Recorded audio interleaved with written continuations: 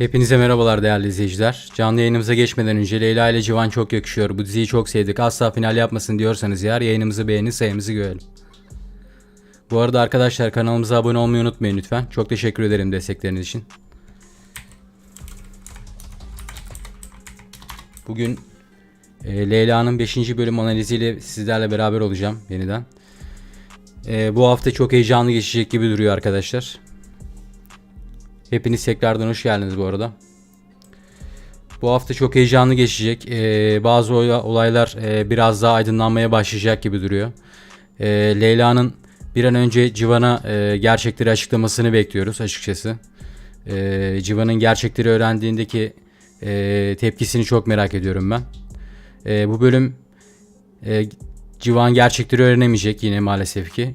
Fakat maksimum 1-2 bölüm içerisinde ben Leyla'nın Civan'a gerçekleri açıklayacağını düşünüyorum. Geçtiğimiz bölüm çok güzel bitmişti. Leyla ve Civan'ın artık ilişkisi tamamen başladı diyebiliriz. Ve Leyla Civan büyük ihtimalle sözlenmekten vazgeçecek. Yani şu anki sevgilisinden ayrılacak. Bu konuda izleyiciler tarafından çok farklı yorumlar gelmiş. Leyla ile tabii ki yakıştırıyorlar Civan'ı ama Civan'ın bari hani hiç sevgilisi olmasaydı ya da herhangi bir nişanlısı olmasaydı diziye o şekilde başlasaydı keşke diyenler var. Bence bu konuda haklılar. Sonuç olarak şu anda aldatıyor gibi bir durum mevcut. Arkadaşlar bu arada kanalımıza abone olup canlı yayınımızı beğenmeyi unutmayın lütfen. Çok teşekkür ederim destekleriniz için. Hoş geldiniz yeniden. Bu arada Azerbaycan'a da buradan tekrar selamlar olsun. Geçtiğimiz yayında da çok destek sağladılar kendileri. Diziyi de çok beğenmişler. Güzel yorumlar aldık Azerbaycan tarafından da. Hepinizi çok seviyoruz. Sizler de hoş geldiniz.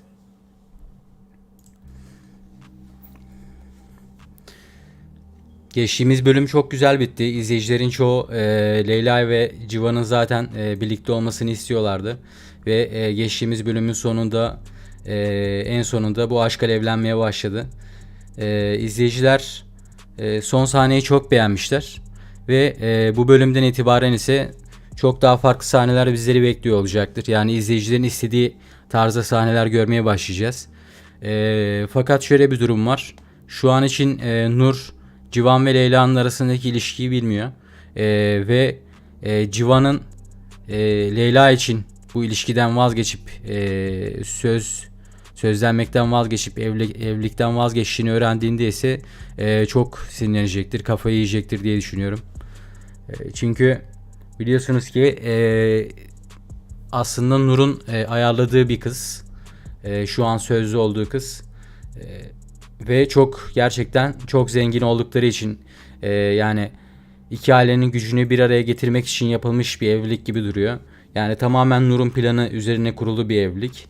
Aslında herhangi bir aşk ve sevgi yok ortada. Yani kız açısından bilemem tabii ama Civan açısından tamamen annesinin baskısıyla kurulmuş bir ilişki var yani ortada.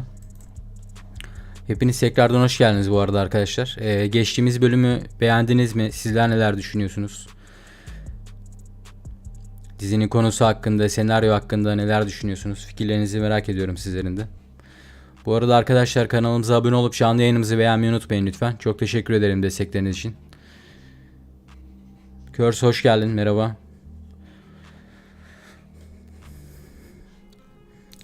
İzleyicilerin çoğu Civan'ın artık gerçekleri öğrenmesini istiyor. Fakat Civan'ın gerçekleri öğrenmesi biraz uzun sürecektir. Çünkü dizinin hem konusunu uzatmak amaçlı hem de gerçekleri şu an için Civan'dan gizli tutmak Leyla için çok daha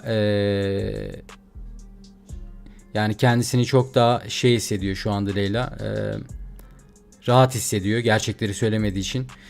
Gerçekleri söylediğinde belki hani Civan'ın gerçek yüzüyle karşılaşabilir. Belki farklı bir tepki verebilir diye düşünerek şu an için Civan'a gerçekleri söyleyemiyor maalesef. Yani aşkından tamamen emin olduğunda ise bütün gerçekleri açıklayacaktır diye düşünüyorum. Çünkü biliyorsunuz ki daha hem yeni tanıştılar hem de Yani Leyla bazı şeylerden tam olarak emin değil. Çünkü Nur'a karşı nasıl bir sevgisi olduğunu bilmiyor şu anda Civan'ın. Ama gerçekleri öğrendiğinde ise Civan Nur gerçek annesi olsa bile yaptıklarının bedelini ödemesi için Leyla'ya yardımcı olacaktır diye düşünüyorum. Çünkü belki bilmeyenleriniz vardır. Civan aslında Nur'un gerçek oğlu, yani öz oğlu olduğu halde yıllardır üvey evlat olarak büyütülmüş kendi evinde. Bu durumda aslında gerçek ortaya çıktığında Civan'ı çok üzecektir diye düşünüyorum ben. Ve bu olaylar gerçekleştikten sonra ise Civan tamamen Leyla'nın yanında olacaktır ve onun intikamını alması için ona yardım edecektir diye düşünüyorum. Ve izleyiciler şu anda bu sahneleri dört gözle bekliyorlar. Çünkü Nur'un yaptığı acımasızlıkların bedelini ödemesini istiyor herkes. Bakalım neler yaşanacak bu bölümde, heyecanla bekliyoruz. Arkadaşlar bu arada kanalımıza abone olup canlı yayınımızı beğenmeyi unutmayın lütfen. Çok teşekkür ederim destekleriniz için. Anketimize de katılabilirsiniz bu arada. Şu ana kadar toplamda 17 oy gelmiş. Herkes diziyi beğendiğini söylüyor. Çünkü şöyle söyleyebilirim. Son zamanlarda yaşanan bu kötü olaylardan sonra üzerine böyle bir dizi senaryosu ortaya çıkarmış olmaları aslında Türkiye'de güzel bir sosyal sorumluluk projesi altında yapılan bir dizi olmuş oldu. Üzerine bir de Cemre Baysel gibi güzel bir oyuncunun hem Türkiye'den hem yurt dışından sağlam bir kitlesi var kendisinin, biliyorsunuz ki. Kendisinin başrolde olması da bizleri sevindirdi diyebilirim. Ama bir an önce gerçeklerin ortaya çıkmasını istiyoruz. Yani Civan'ın, Leyla'nın bir an önce Civan'a gerçekleri açıklamasını istiyoruz açıkçası. Bu sahneleri bütün izleyiciler dört gözle bekliyorlardır diye düşünüyorum. Hepiniz tekrardan hoş geldiniz bu arada arkadaşlar. Kanalımıza abone olup canlı yayınımızı beğenmeyi unutmayın lütfen. Çok teşekkür ederim destekleriniz için. Şu telefonumu alayım hemen.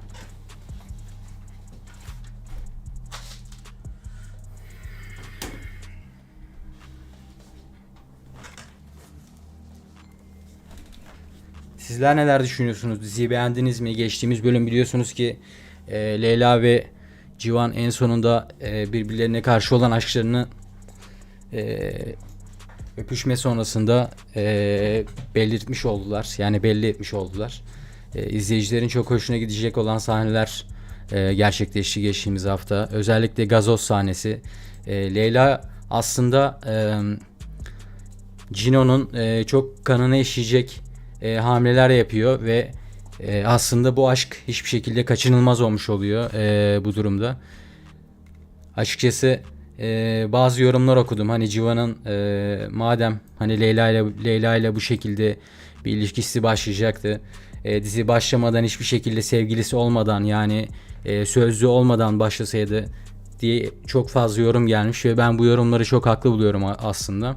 Sonuçta çünkü şu anda Civan sevgilisini aldatıyor gibi bir durum söz konusu. Fakat bu ilişkiyi acilen bitirecektir. Sonuç olarak Leyla'ya şu andaki durumda bile çok aşık gibi davranıyor.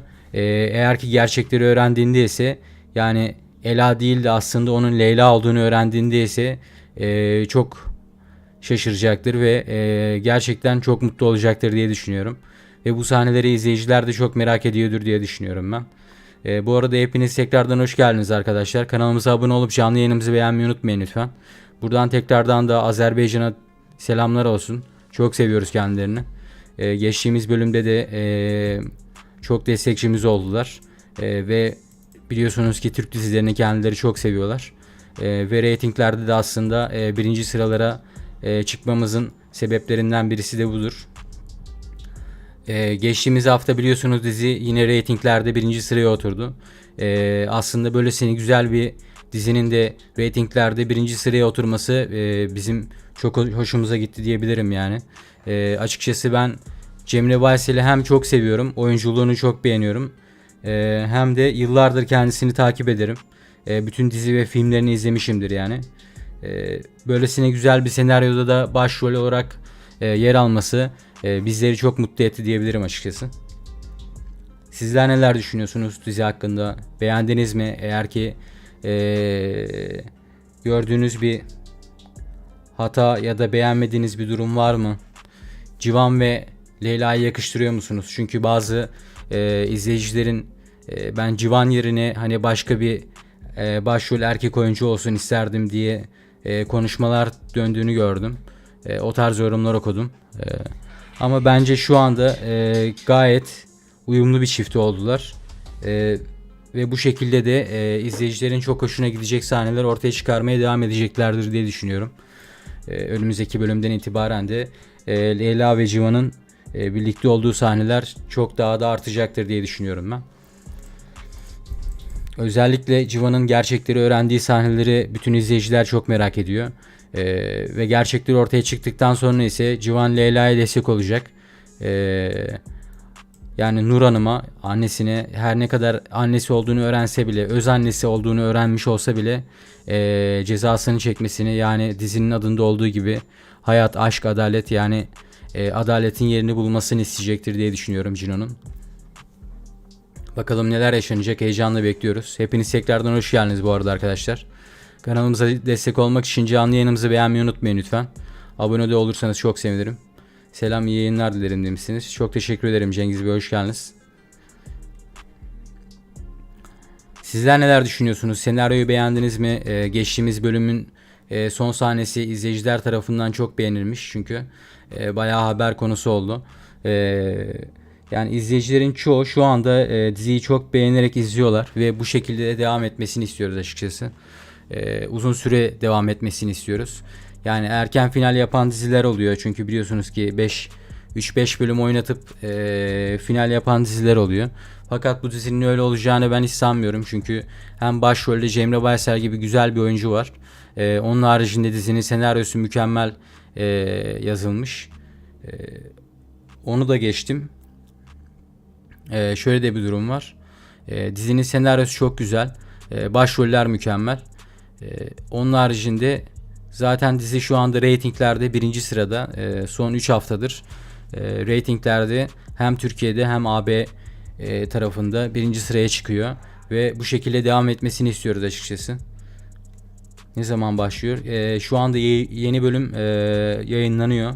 Eğer ki canlı olarak izlemek istersen kendi sitelerine gidebilirsin.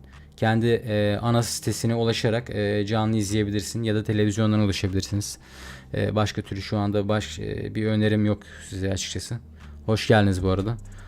Buradan Azerbaycan'a da tekrar selamlar olsun. Çok seviyoruz sizleri. Kendileri de diziye çok güzel bir ilgi gösteriyorlar.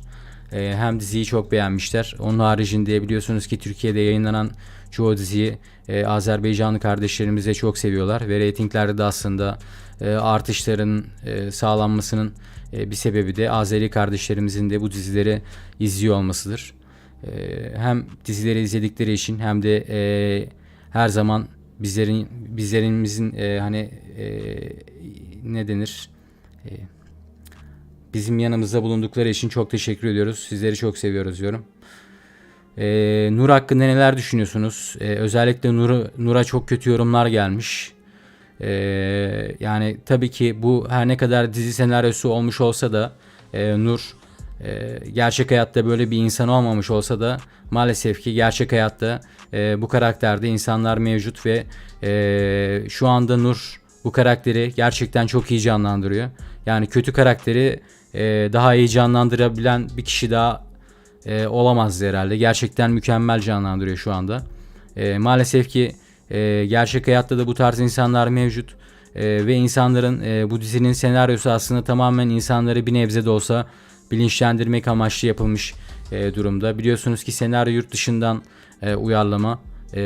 Her ne kadar yurt dışından uyarlama olsa da tabii ki de Türkiye'ye uyarlandığı için senaryo üzerinde birkaç değişiklikler yapıldı diye düşünüyorum. Çünkü ben yurt dışındaki senaryoya da bir göz attım. Fakat ilk birkaç bölüm aynı şekilde ilerliyor. Ama senaryoda sonradan değişiklikler olmuş durumda, yani Türkiye'ye uyarlandığı şeklinde. Ve aslında böylesine güzel bir senaryoda şu dönemde yaşanan bu olaylardan sonra Türkiye'de izlemek bizleri çok mutlu etti diyebilirim. İnsanlara bir nebze de olsa belki bilinçlendirecektir diye düşünüyorum. Hepiniz tekrardan hoş geldiniz bu arada arkadaşlar. Kanalımıza abone olup canlı yayınımızı beğenmeyi unutmayın lütfen. Çok teşekkür ederim destekleriniz için. Şu ana kadar burada bulunduğunuz için. Azerbaycanlı kardeşlerimize de tekrardan buradan selamlar olsun. Çok seviyoruz kendilerini. Sizler neler düşünüyorsunuz? Diziyi beğendiniz mi? Geçtiğimiz bölüm hakkında ne düşünüyorsunuz? Artık biliyorsunuz ki Leyla ve Civan bu bölümden sonra ilişkileri başlamış durumda. Ve Civan şu anki sevgilisinden ayrılacak. Bu durumdan sonra ise biliyorsunuz ki Nur'un baskısıyla olan bir ilişkiydi. Güçlü bir aileydi, kızın ailesi. Bu yaşanan ayrılıktan sonra Nur büyük ihtimalle çıldıracaktır, kafayı yiyecektir diye düşünüyorum. Eğer ki bir de Civan'la Leyla'nın birlikte olduğunu öğrenirse ortalığı çok büyük karıştıracaktır diye düşünüyorum. Ama şöyle bir durum var. Leyla yavaş yavaş adımlarını atmakta. Çok hızlı ilerlemiyor. Yavaş yavaş ilerliyor. Aslında Nur'un da gözüne batmamak için çaba gösteriyor bir yerde. Çünkü biliyorsunuz ki kendisini Ela olarak tanıttı onlara. Ve şu anda yakalanmamak için çaba gösteriyor. Nur'un biraz daha böyle yanına tam olarak oturmaya çalışıyor aslında. Hani geçtiğimiz bölümde biliyorsunuz ki hatta bir tane kadının çantasına bir ürün koydu, alarmın çalmasını sağladı falan. Hani bunların hepsi tamamen Nur'a daha da yakınlaşmak ve Nur'un güvenini kazanmak için yapmış olduğu hamleler. İlerleyen bölümlerde ise intikamını çok büyük alacaktır. Hepiniz tekrardan hoş geldiniz bu arada arkadaşlar. Nur aslında kötü biri değil ama hayatın silesini yemiş. Evet, kesinlikle katılıyorum size. Gürcistan'da yaşıyorum ve burada bile izleyenler çoktur. Çok iyi bir dizi. Gürcistan'a da buradan çok selamlar olsun. Sizleri çok seviyoruz. Geçtiğimiz hafta hem benim kanalıma hem de dizinin kanalına Gürcistanlı kardeşlerimiz tarafından da çok fazla yorum gelmiş. Özellikle zaten benim kanalımda da Gürcistan'dan izleyiciler var. Sizleri çok seviyorum ben. Yani desteklerinizi esirgemiyorsunuz. Çok teşekkür ederim. Her zaman buradasınız. Ve ayrıca size katılıyorum. Gerçekten çok güzel bir dizi. Özellikle son geçtiğimiz yıllarda içerisinde ben böylesine güzel bir senaryo daha önce görmemiştim diyebilirim. Açıkçası böylesine güzel bir konuyla Cemre Baysel'in başrolde de olduğu bir dizi izlemek bu sezon bizleri çok heyecanlandırdı diyebilirim ki çoğu kişiyi heyecanlandırmış durumda olduğunu görüyorum ki geçtiğimiz hafta ve yani 3. bölümden itibaren büyük ihtimalle 3. bölümden itibaren reytinglerde 1. sıradan inmiyor şu anda Leyla dizisi ve bu şekilde devam etmesini istiyoruz açıkçası. İnşallah reytinglerde herhangi bir düşüş yaşanmaz ve uzun soluklu bir şekilde bu diziyi izlemeye devam ederiz diyorum ben. Çünkü hem Cemile Baysel'in oyunculuğunu ben çok seviyorum. Kendisi hem çok güzel bir kadın. Onun haricinde gerçekten çok güzel bir oyuncu. Gerçekten çok yetenekli. Özellikle ben bütün dizilerini ve filmlerini izledim. Aslında kendisi normalde yaz dizilerinde rol alıyordu geçtiğimiz yıllarda. Ama artık biliyorsunuz ki Sakla Beni de yer almıştı İncila karakteri olarak geçtiğimiz yıl. Bu yılda Leyla karakteriyle karşımıza çıktı kendisi. Bakalım neler yaşanacak. Yani Civan ile olan sahnelerini daha da arttıracaklardır diye düşünüyorum ben bu bölümden sonra. Bakalım heyecanla bekliyoruz neler yaşanacak. Arkadaşlar bu arada kanalımıza abone olup canlı yayınımızı beğenmeyi unutmayın lütfen. Çok teşekkür ederim destekleriniz için. Şu ana kadar burada bulunduğunuz için.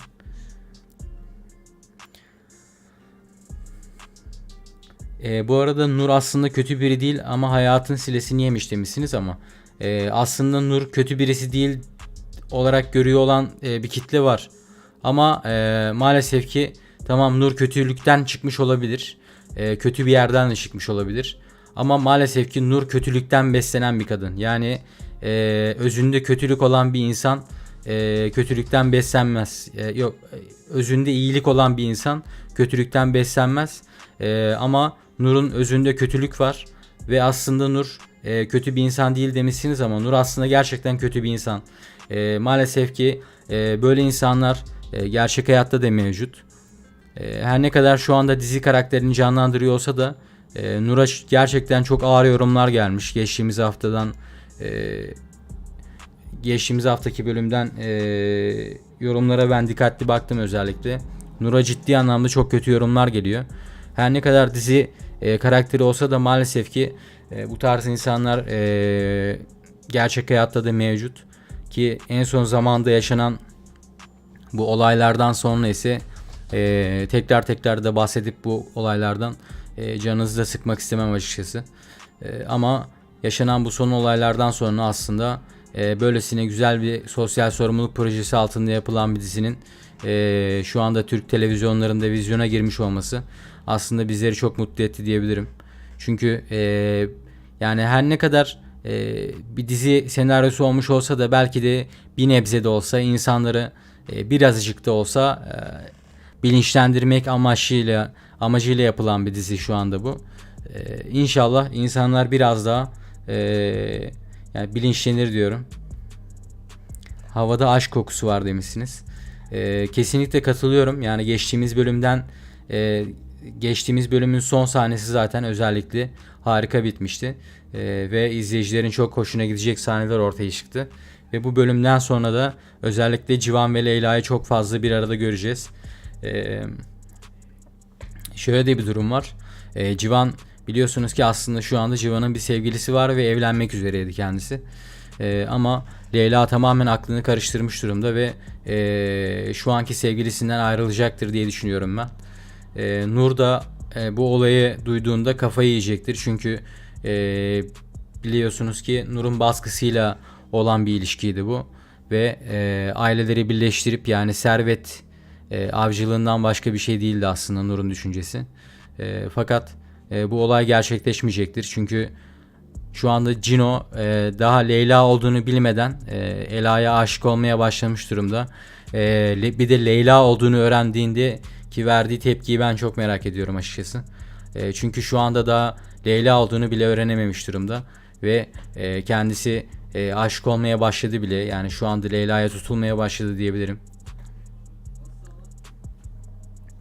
Aslında hissediyor. Yani geçmişte yaşadığı o Leyla ile yaşadığı güzel anıları, o hisleri şu anda tekrardan hissediyor ve o yüzden kendini ona yakın hissediyor. Yani onunla beraber olmak istiyor.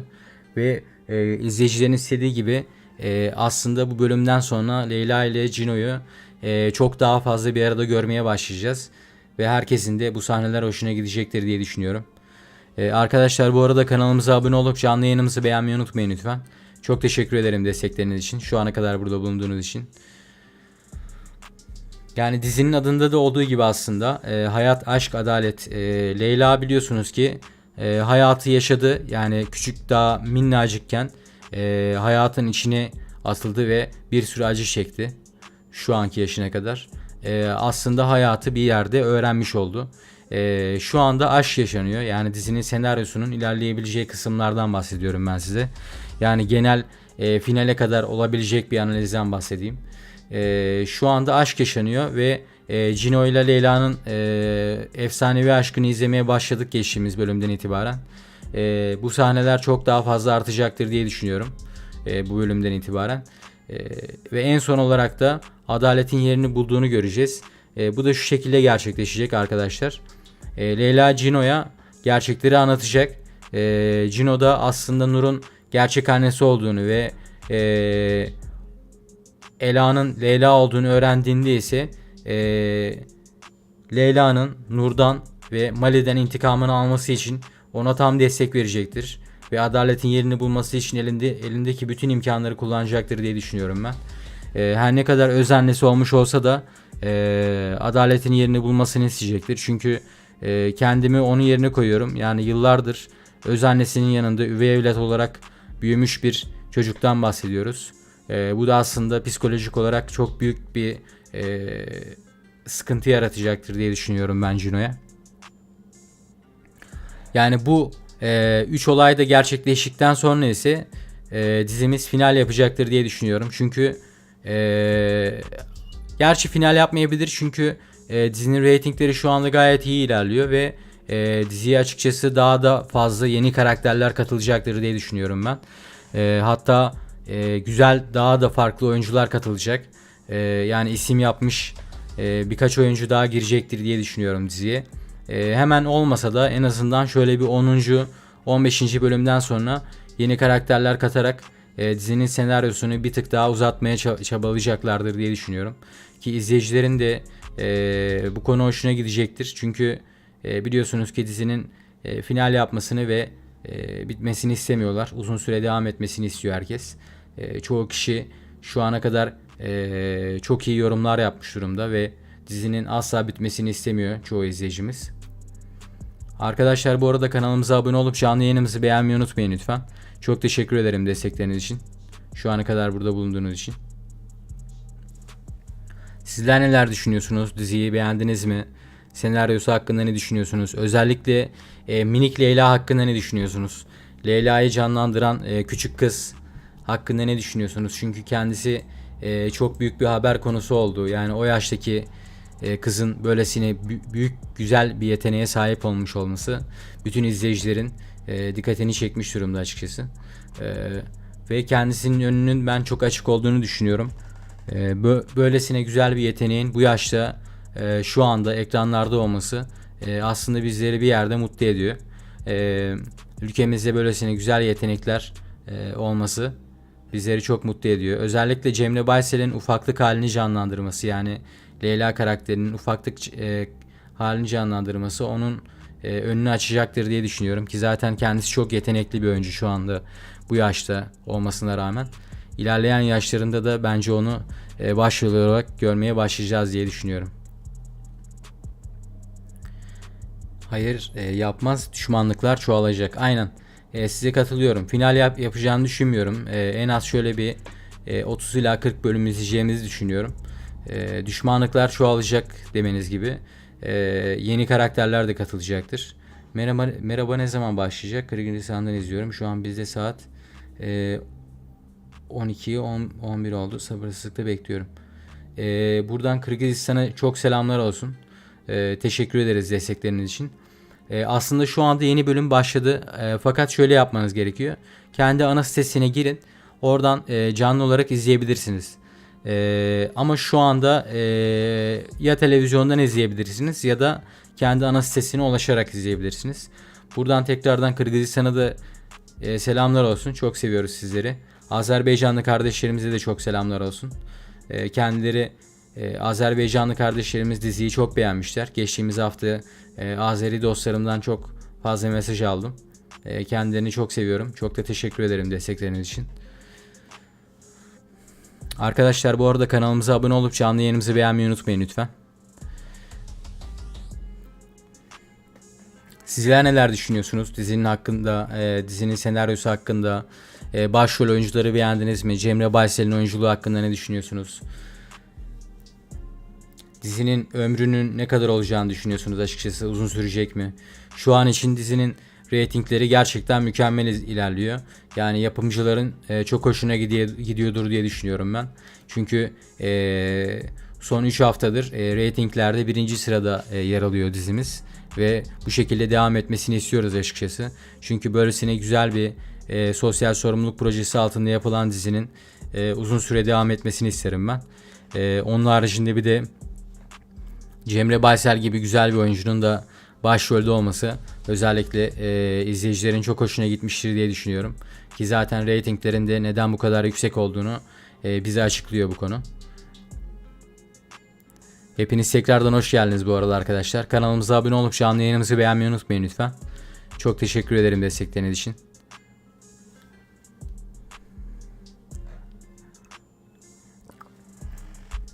Bu arada ben neydi? Bir saniye hemen adına bakayım. Onun adını unuttum. Biliyordum da şu an için aklımdan çıktı açıkçası.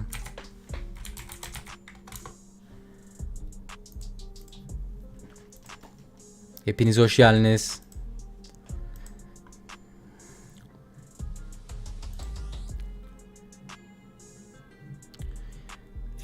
Tufan'ın şeyi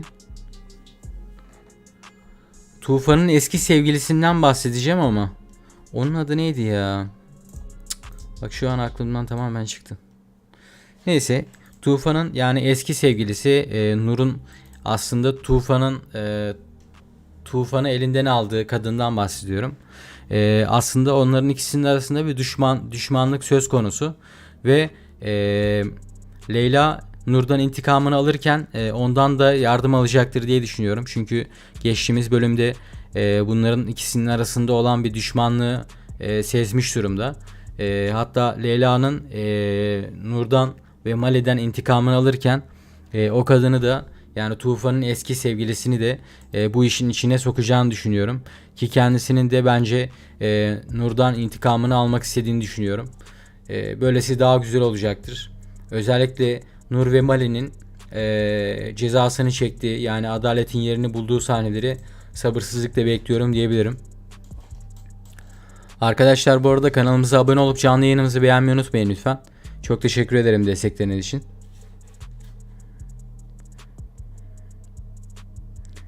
Sizler neler düşünüyorsunuz dizinin senaryosu hakkında? Diziyi beğendiniz mi? Onun haricinde başroller hakkında neler düşünüyorsunuz? Özellikle Nur karakterini canlandıran Gonca Vusateli'ye aslında çok fazla kötü yorum gelmiş. Her ne kadar şu anda dizi karakterini canlandırıyor olsa da gerçek hayatta bu tarz insanlar mevcut ama kendisi şu anda bir senaryo üzerine kurulu olduğu için kendisi bir dizi karakterini canlandırıyor aslında. Ama şu anda gerçekten o kadar iyi canlandırıyor ki yani o karakteri izleyicilerin çoğu da aslında bu kötü yorumları yapmakta haklılar. Ama maalesef ki her ne kadar dizide olmuş olsa gerçek hayatta da bu tarz insanlar mevcut. Yani bu tarz kötülükle beslenen insanlar mevcut. Bir nebze de olsa belki bu dizinin senaryosu insanların biraz daha bilinçlenmesini sağlar diyorum. İnşallah diyorum yani. Arkadaşlar bu arada kanalımıza abone olup canlı yayınımızı beğenmeyi unutmayın lütfen. Çok teşekkür ederim destekleriniz için. Şu ana kadar burada bulunduğunuz için. Toplamda 83 oy gelmiş. Leyla dizisini beğendiniz mi diye kendi aramızda yapmış olduğumuz ufak bir anket var. %96'lık kısım diziyi beğendiğini söylemiş. %4'lük ufak bir kısım ise diziyi beğenmediğini söylemiş. Tabii ki de herkes beğenecek diye bir kaydı yok ama dizinin reytingleri zaten son 3 bölümdür birinci sıralardan inmiyor. Ve açıkçası ben bu şekilde devam etmesini istiyorum. Çünkü dizinin senaryosu gerçekten harika. Çocuklara karşı olan bu şiddetin artık bitmesi ve bu konuya karşı sessiz kalmamamız gerektiğini öne süren ve ele alan bir dizi. Özellikle de Cemre Baysel gibi güzel ve yetenekli bir oyuncunun da başrolde olması aslında reytinglerin birinci sıraya çıkmasını sağlıyor. Aslında bu şekilde devam ederse dizimizi ben en az bir 35-40 bölüm izleyeceğiz diye düşünüyorum. Ki zaten izleyicilerin de bu yönde düşündüğünü görebiliyorum reytinglerden. İnşallah reytingler bu şekilde devam eder ve uzun soluklu bir şekilde izleriz diyorum yani diziyi. Arkadaşlar bu arada kanalımıza abone olup canlı yayınımızı beğenmeyi unutmayın lütfen. Desteklerinizi bekliyorum. Çok teşekkür ederim. Azerbaycanlı kardeşlerimize de buradan tekrardan selamlar olsun. Çok seviyoruz kendilerini. Onlar da Leyla dizisini çok beğenmişler. Geçtiğimiz hafta kendilerinden çok fazla yorum aldım. Diziyi beğendikleriyle alakalı. Onun haricinde biliyorsunuz ki Türk dizilerini Azerbaycanlı kardeşlerimiz çok seviyorlar. Ve bu şekilde de aslında dizinin reytinglerini yukarıya taşımak için onlar da bir çaba göstermiş oluyor. Çok teşekkür ederiz destekleriniz için. Sizler neler düşünüyorsunuz? Dizinin senaryosunu beğendiniz mi? Leyla'nın oyunculuğu hakkında ne düşünüyorsunuz? Özellikle Leyla'nın küçüklük halini canlandıran yani minik Leyla hakkında ne düşünüyorsunuz? Cino ile Leyla biliyorsunuz ki geçtiğimiz bölümde artık ilişkilerini adımlarını atmış durumdalar. Bu bölümden itibaren de bu ikiliyi artık daha fazla birlikte görmeye başlayacağız. Ve bu sahnelerde izleyicilerin çok hoşuna gidecektir diye düşünüyorum ben. Şu ana kadar toplamda 90 oy gelmiş. Leyla dizisini beğendiniz mi diye kendi aramızda yapmış olduğumuz ufak bir anket aslında bu. Toplamda %97'lik kısım diziyi beğendiğini söylemiş. %3'lük minik bir kısım ise beğenmediğini söylemiş. Bazı insanlar senaryonun aslında kötü olduğunu ve son zamanlarda yaşanan bu olaylardan sonra bir de üzerine böylesine böyle bir dizi yapılır mı? İşte siz ne yapmaya çalışıyorsunuz tarzında yorumlar da okudum. Ama aslında bence yanlış düşünüyorlar ve tam tersi olduğunu düşünüyorum ben. İnsanları bir nebze de aslında bilinçlendirmek amaçlı yapılan bir senaryo olduğunu düşünüyorum. Çocuklara karşı yapılan bu şiddet ve istismarın artık halkımız tarafından görmezden gelinmesini açıkçası ben kaldıramıyorum ve artık susmamamız gerektiğini ele alan bir dizi senaryosu var şu an karşımızda. Açıkçası diziyi beğenmeyen kitlenin yorumlarının büyük bir kısmı bu yönde. Onun haricinde şu tarz yorumlar okudum. Leyla ve Cino biliyorsunuz ki küçük hallerini gösterdiler ve diğer dizi karakterlerini de aslında bölümlerde verdiler o sıralarda. Ama Leyla ile Cino biliyorsunuz ki büyüdüler, kocaman olmuşlar. Fakat diğer dizi karakterlerinde hiçbir şekilde herhangi bir oynama yok. Hepsi aynılar. Yani sanki yıllar onlara hiç vurmamış. Sadece Leyla ve Cino büyümüş. Yani bu durumlar aslında biraz daha gözden geçirilebilirmiş. Yani çekim hataları çok fazla var. Tabii ki de bunlar olabilir. Yani çoğu dizide yaşanan durumlar bunlar ama en çok göze batan konu ise bu Leyla ile Cino'nun büyümüş olması ve diğer dizi karakterlerinin de hala aynı kalması, yılların onlara hiçbir şekilde dokunmamış olması izleyiciler tarafından çok göze batmış durumda aslında. Ama maalesef ki yani başka türlü yapılabilecek bir durum yok. Hani biraz da olsa hani geçmiş zamanda mesela Nur ve Tufan'ı gösterirken böyle daha farklı bir karakter olarak göstermeye çalışıyorlar. Hani mesela Nur'un saçlarını daha farklı yapmışlar falan ama yine de yedirememişler bence. Tam olmamış yani.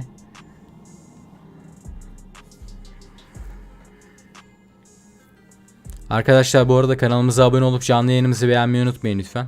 Çok teşekkür ederim destekleriniz için. Şu ana kadar burada bulunduğunuz için. Azerbaycanlı kardeşlerimize de buradan tekrar selamlar yolluyorum. Kendilerini çok seviyoruz.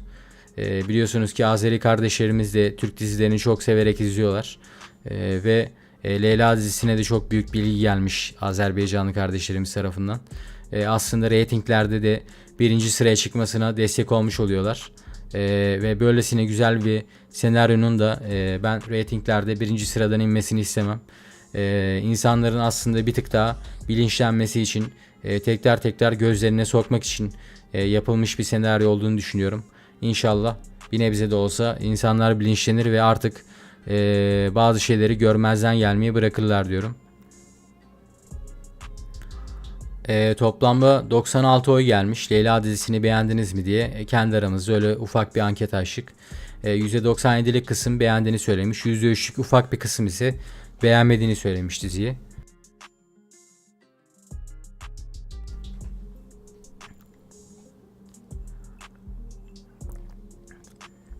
Sizler neler düşünüyorsunuz dizinin senaryosu hakkında? Yaşanan bu olaylar yani çekimlerde yaşanan bu hatalar hakkında neler düşünüyorsunuz? Özellikle az önce bahsettiğim konu Leyla ve Cino'nun büyümüş olması ve diğer dizi oyuncularının yılların onlara hiç dokunmamış olması çok göze batmış durumda. İzleyiciler en çok kötü yorumu bu yönden yapmış. Ve Nur karakterini canlandıran Gonca Hanım'a çok kötü yorumlar geliyor. Fakat şu an kendisi yani dizide ne verilirse onu oynuyor. Yani yazılı bir senaryo üzerine oynuyor. Ama gerçekten kendisi kötü karakteri çok iyi canlandıran bir kadın. Yıllardır da bu şekilde devam ediyor aslında. Yani size şöyle söyleyeyim. Gonca Vuseter'inden başka birisini koysalarmış belki bu kadar tutmayabilirmiş yani. Gonca'nın yani Nur karakterini canlandıran başka bir oyuncu olsaydı belki de bu kadar güzel ilgi toplamayabilirdi dizi. Kendisi şu anda aslında kötü karakteri harika bir şekilde canlandırıyor. Cemre Baysel zaten kendisi efsane bir oyuncu. Onun haricinde Minik Leyla'yı bulmuşlar. Yani Minik Leyla gibi güzel bir oyuncu aslında çok araştırmışlardır diye düşünüyorum. Çünkü o yaşta böylesine güzel bir yetenek gerçekten takdir edilmesi gerekiyor diye düşünüyorum ben.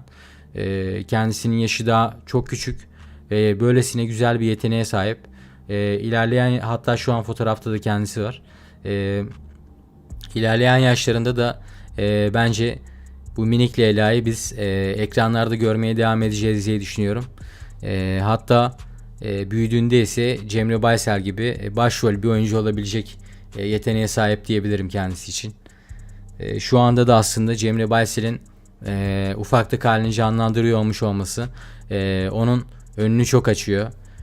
Çünkü biliyorsunuz ki kendisi çok yetenekli bir oyuncu ve Cemre Baysel Türkiye'de sevildiği kadar yurt dışında da çok fazla seviliyor. Azerbaycan'da da öyle. O yüzden aslında diziye olan ilginin artmasının sebeplerinden de birisi bu. Onun haricinde dizinin senaryosu ve konusu çok güzel.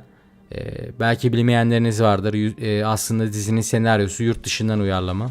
Yani senaryo birebir aynı olmayacak tabii ki de, ama bir iki bölüm kadar dizinin senaryosunu aynı tutmuşlar. Ben dizinin yani yurt dışından uyarladıkları senaryoya baktım aslında.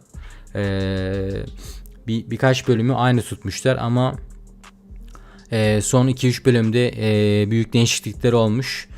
Ama sonuç olarak dizi yurt dışından uyarlama bir dizi. Ama böylesine kötü dönemler geçirdiğimiz günlerde, yani bu son dönemlerde yaşanan olaylardan sonra aslında bu konuyu ele alan bir dizinin Türk televizyonlarında yani vizyona girmiş olması aslında bizleri çok mutlu etti diyebilirim. İnsanların artık susmaması gerektiğini, böyle durumlara artık sessiz kalmamamız gerektiğini tekrar aslında bizlere aşılayan bir dizi yapmışlar. Ben senaristlerin ve oyuncuların ellerine, emeklerine sağlık diyorum. İnşallah bu şekilde devam eder reytingler. Belki bilmeyenleriniz vardır. İkinci ve üçüncü bölümden itibaren reytinglerde çarşamba günleri şu anda Leyla dizisi birinci sıralarda. Birinci sırada ilerliyor. Ve bu şekilde inşallah devam eder. Reytingleri düşmez dizimizin. Bakalım neler yaşanacak, heyecanla bekliyoruz. Arkadaşlar bu arada kanalımıza abone olup canlı yayınımızı beğenmeyi unutmayın lütfen. Çok teşekkür ederim destekleriniz için. Şu ana kadar burada bulunduğunuz için. Azerbaycanlı kardeşlerimize de tekrardan selamlar yolluyorum buradan. Çok seviyoruz kendilerini. Hem benim kanalıma çok fazla Azerbaycanlı kardeşimiz yorum yapmaktalar. Yani geçtiğimiz hafta Azeri kardeşlerimizden çok güzel yorumlar aldım. Hem de şöyle bir durum var. Kendileri Türk dizilerini çok seviyorlar. Ve Leyla dizisini de aslında çok beğenmişler ve reytinglerde de birinci sıraya taşımak için onlar da çaba gösteriyorlar diyebilirim. Ve böylesine güzel bir dizi senaryosunun da ben reytinglerde birinci sıradan asla aşağı inmesini istemem diyebilirim yani.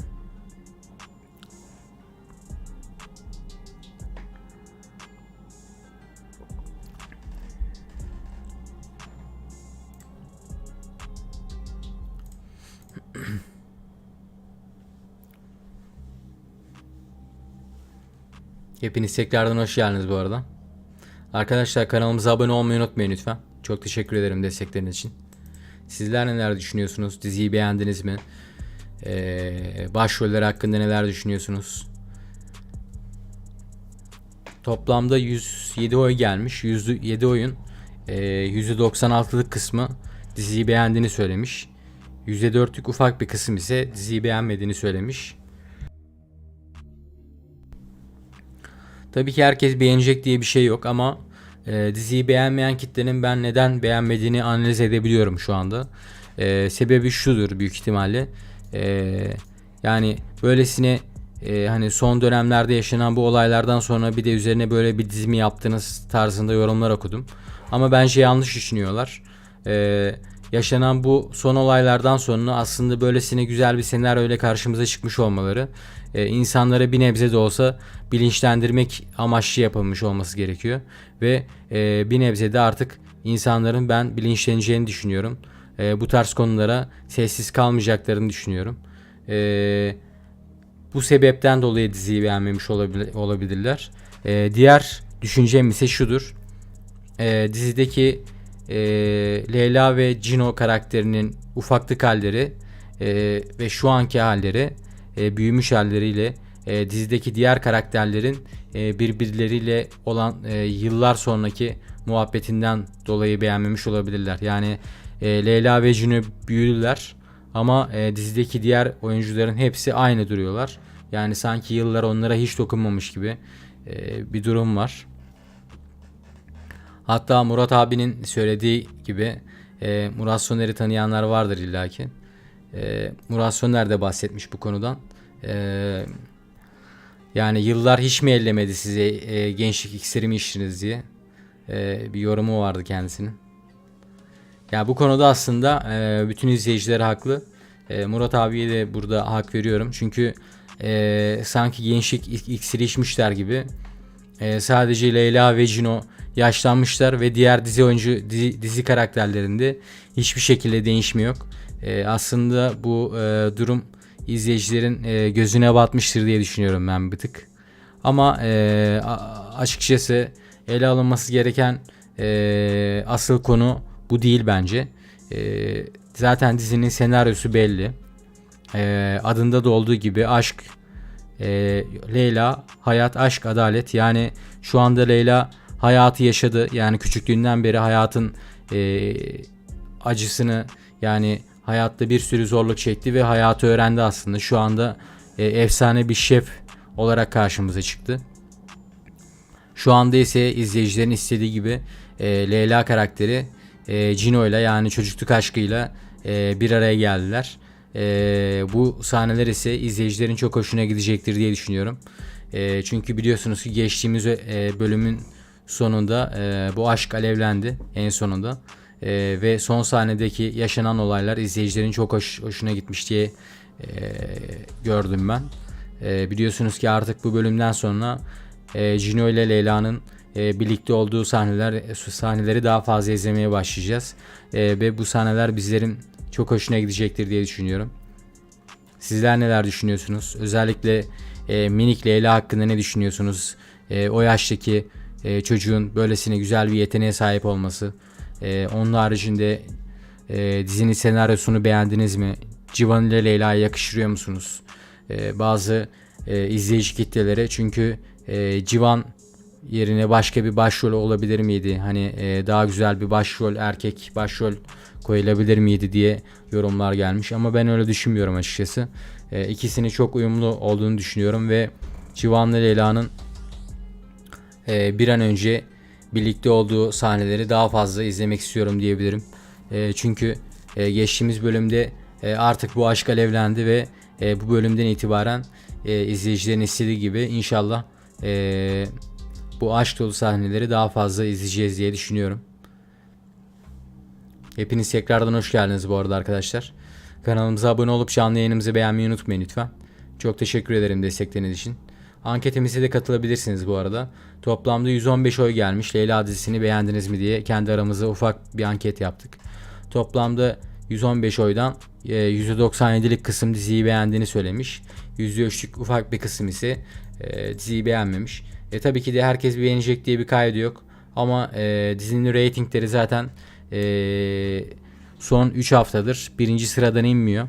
Ve bu şekilde de aslında devam etmesini istiyoruz. Ben bu dizinin asla final yapmasını istemiyorum.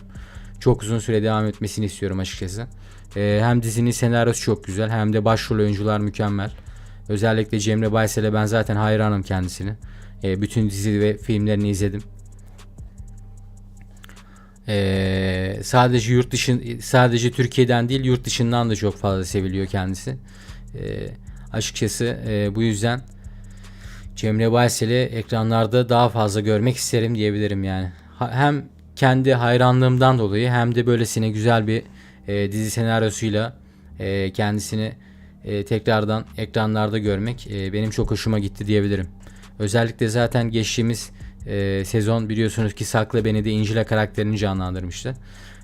Ve orada da kendisini izledim. Mükemmel bir diziydi. Özellikle o dizi zaten o dizide zaten Naz karakteri vardı, belki hatırlayanlar vardır. Kötü başlayıp mükemmel biten bir karakteri evirdiler, Naz karakterinde. Hatta İncila'dan daha fazla sevildi diyebilirim. Yani Sakla Beni de Naz. Ama o da sonradan olan bir olay olmuştu.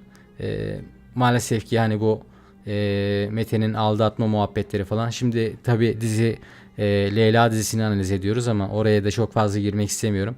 Ama o da gerçekten harika bir diziydi. Cemre Baysel tabii ki her zamanki gibi orada da mükemmel bir oyunculuk sergilemişti bizlere. Şimdi de Leyla dizisinde Leyla karakteriyle karşımıza çıktı. Kendisi zaten efsane bir oyuncu. Türkiye'de çok seviliyor. Ben de kendisini hayranlıkla takip ediyorum diyebilirim. Benim de çok hoşuma gitti. Severek izliyoruz demişsiniz. Cengiz Bey, tekrardan hoş geldiniz. Size kesinlikle katılıyorum. Yani çarşamba günleri özellikle herkesin izlediği dizi şu anda Leyla olduğunu düşünüyorum ben. Ki zaten reytingler bunu bize açıklıyor. Ve bu şekilde devam etmesini istiyorum ben açıkçası. Daha güzel olacağını düşünüyorum. Çünkü reytingler ani düşüşler yaşarsa biliyorsunuz bir anda diziler final yapabiliyorlar. Öyle bir şey olacağını düşünmüyorum. Çünkü son 3 haftadır reytinglerde birinci sıradan inmiyor Leyla dizimiz. Ve bu şekilde devam etmesini istiyoruz açıkçası.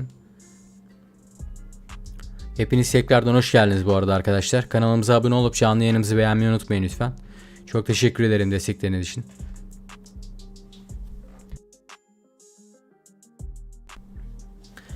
Ben hemen geliyorum arkadaşlar.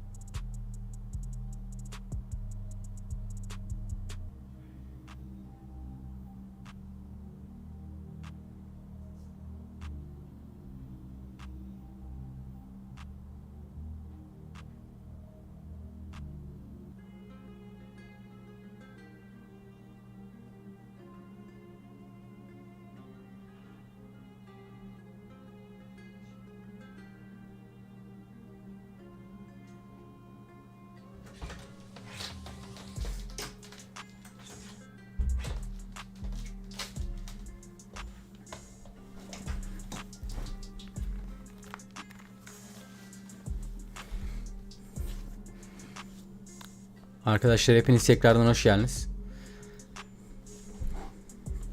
Kusura bakmayın, biraz geciktim. Arkadaşlar bu arada kanalımıza abone olup canlı yayınımızı beğenmeyi unutmayın lütfen. Çok teşekkür ederim destekleriniz için.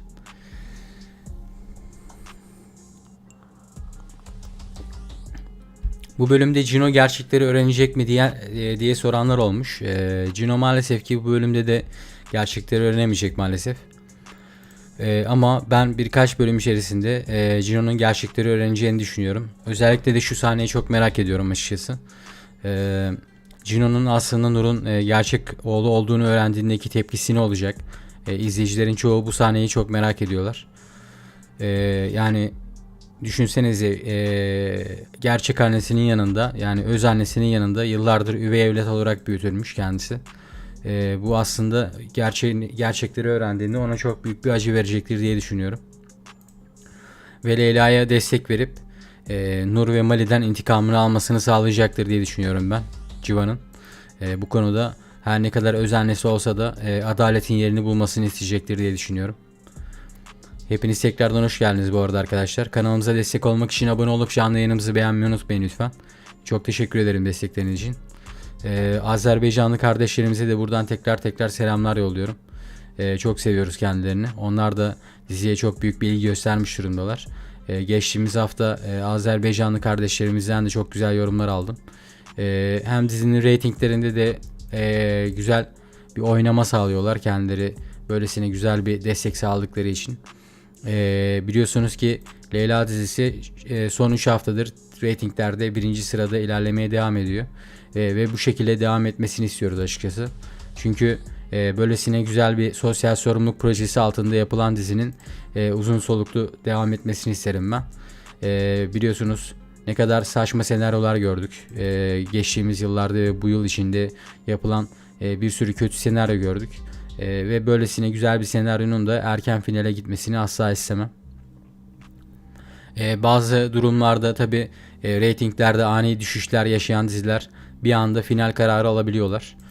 Ama ben Leyla dizisinde böyle bir şey olacağını sanmıyorum. Çünkü dizinin senaryosu mükemmel ve işlenecek daha bir sürü konu var. Son 3 haftadır da reytinglerde birinci olması aslında dizinin uzun soluklu devam edeceğini bizlere göstermiş oluyor. Bu şekilde devam etmesini istiyoruz aslında. Bakalım neler yaşanacak. Özellikle zaten Cemre Baysel'in de başrolde olması da reytinglerin bu kadar yüksek olmasına sebep oluyor. Çünkü biliyorsunuz Cemre Baysel hem Türkiye'den hem de yurt dışından çok fazla sevilen bir oyuncu.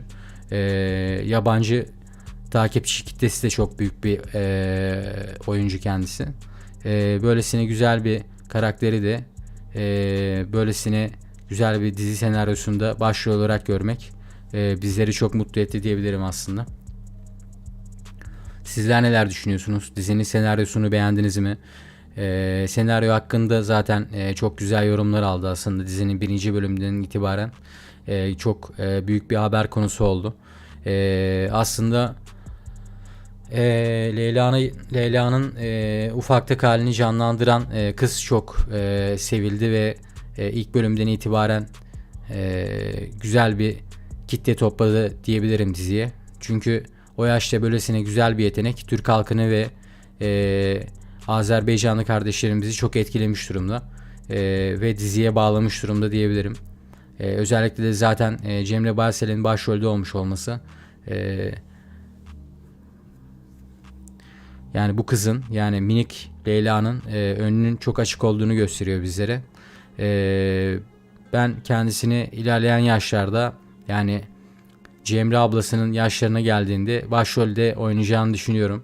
Ki zaten bu yaşta böylesine bir yeteneğe sahipse eğer büyüdükçe daha da gelişecektir diye düşünüyorum. Onun haricinde dizinin reytingleri 1. sırada ilerlemeye devam ediyor son 3 haftadır. Ve ben zaten ilk bölümden itibaren bunu söylemiştim. Biliyorsunuz ki çoğu dizide ilk bölümde çok fazla büyük bir reyting toplayamıyorlar. İlk bölümde maalesef ki öyle bir durum yaşandı ama sonradan bir anda açıldı. Kartopu etkisi denilir hatta, biliyorsunuzdur siz de. Kartopu etkisiyle büyüyerek devam etti ve şu anda reytinglerde 1. sıraya çıktı dizimiz. Ve bu şekilde devam etmesini istiyoruz açıkçası. İnşallah reytingler bu şekilde devam eder ve uzun süre bu diziyi ekranlarda görmeye devam ederiz diyorum. Şu ana kadar toplamda 147 oy gelmiş ve herkes diziyi beğendiğini söylemiş. %3'lük ufak bir kısım diziyi beğenmediğini söylemiş.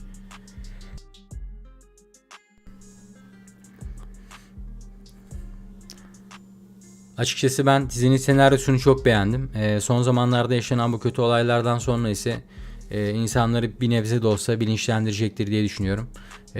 Bu tarz kötü olaylara artık susmamamız gerektiğini gösteren ve ele alan bir dizi.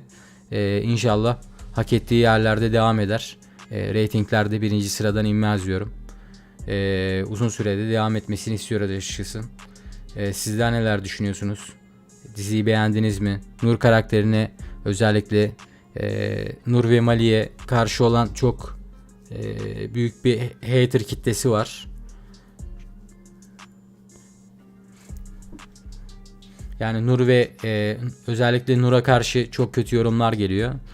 Ama kendisi gerçekten çok iyi canlandırıyor şu anda kötü karakteri ve açıkçası dizinin reytinglerinde birinci sıraya çıkmasının sebeplerinden birisi her ne kadar Cemre Baysel olmuş olsa da Nur'u canlandıran Gonca Hanım da bunlardan bir etkendir. Çünkü kendisi biliyorsunuz yıllardır ekranlarda ve gerçekten harika bir oyuncu. Özellikle de kötü karakter olarak düşünürsek kendisi bu konuda bir uzman diyebilirim. Bilenler vardır büyük ihtimalle. Hepiniz tekrardan hoş geldiniz bu arada arkadaşlar. Kanalımıza abone olup canlı yayınımızı beğenmeyi unutmayın lütfen. Çok teşekkür ederim destekleriniz için. Şu ana kadar burada bulunduğunuz için. Azerbaycanlı kardeşlerime de tekrardan selamlar yolluyorum. Sizleri çok seviyoruz.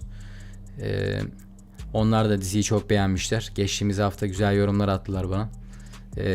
Dizinin yorumlarında da zaten özellikle dikkat ediyorum ki Azeri kardeşlerimiz çok beğenmişler ve uzun süre devam etmesini istiyor herkes. Böylesine güzel bir dizinin de ben uzun süre ekranlarda devam etmesini isterim açıkçası. Bakalım neler yaşanacak bu bölümden sonra, heyecanla bekliyorum. Çünkü Juno biliyorsunuz ki gerçekleri henüz öğrenmedi. Gerçekleri ortaya çıktığında ise dizi çok daha heyecanlı bir hal alacaktır diye düşünüyorum. Şu anda daha gerçekleri ortaya çıkmamışken ve dizi daha yeni başlamışken reytinglerin bu kadar yüksek olması aslında hem oyuncuları hem de böylesine güzel bir senaryoyla karşımıza çıkmış olması Cemre Baysel'in bizleri çok mutlu etti diyebilirim. Böyle devam etmesini istiyoruz açıkçası. Bakalım neler yaşanacak, heyecanla bekliyoruz. Özellikle ben artık Cino'nun gerçekleri öğrenmesini istiyorum. Çünkü gerçekleri ortaya çıktıktan sonra çok daha güzel bir senaryo bizleri bekliyor olacak. Leyla ve Cino'nun ufaklıktan bu yana olan aşk hikayesi çok daha güzel çok daha güzel sahnelerle bizleri bekliyor olacaktır diye düşünüyorum. Çünkü biliyorsunuz ki Leyla Cino'nun aslında öldüğünü zannediyordu.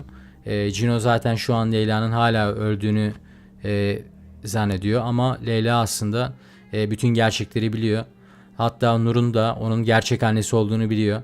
Ama bir süre daha bu gerçekleri gizlemek zorunda kalacak maalesef ki. Tamamen emin olana kadar gerçekleri açıklamayacaktır diye düşünüyorum ben. Bakalım neler yaşanacak. Heyecanla bekliyoruz. Çok fazla soran olmuş bu arada. Civan gerçekleri öğrenecek mi bu bölümde falan diye. Ama maalesef ki Leyla Civan'a gerçekleri hemen açıklayamayacak. Çünkü nasıl bir tepki vereceğini bilemiyor. Yani belki de Nur'un yanında duracak ve yapmış olduğu planların hepsi bozulacak. Yani Leyla intikamını alamayacak. Bu yüzden aslında gerçekleri Civan'a şu anda açıklayamıyor. Yani izleyiciler bu sahneleri sabırsızlıkla bekliyorlar biliyorum ama maalesef ki biraz daha bekleyeceğiz. Ama Civan'la Leyla'nın aşkı biliyorsunuz ki geçtiğimiz bölümde alevlenmişti ve bu bölümden itibaren ikisinin beraber olduğu sahneler çok daha fazla olacaktır. Ve bu sahnelerde izleyicilerin çok hoşuna gidecektir diye düşünüyorum. Hepiniz tekrardan hoş geldiniz bu arada arkadaşlar. Kanalımıza abone olup canlı yayınımızı beğenmeyi unutmayın lütfen. Çok teşekkür ederim destekleriniz için. Şu ana kadar burada bulunduğunuz için.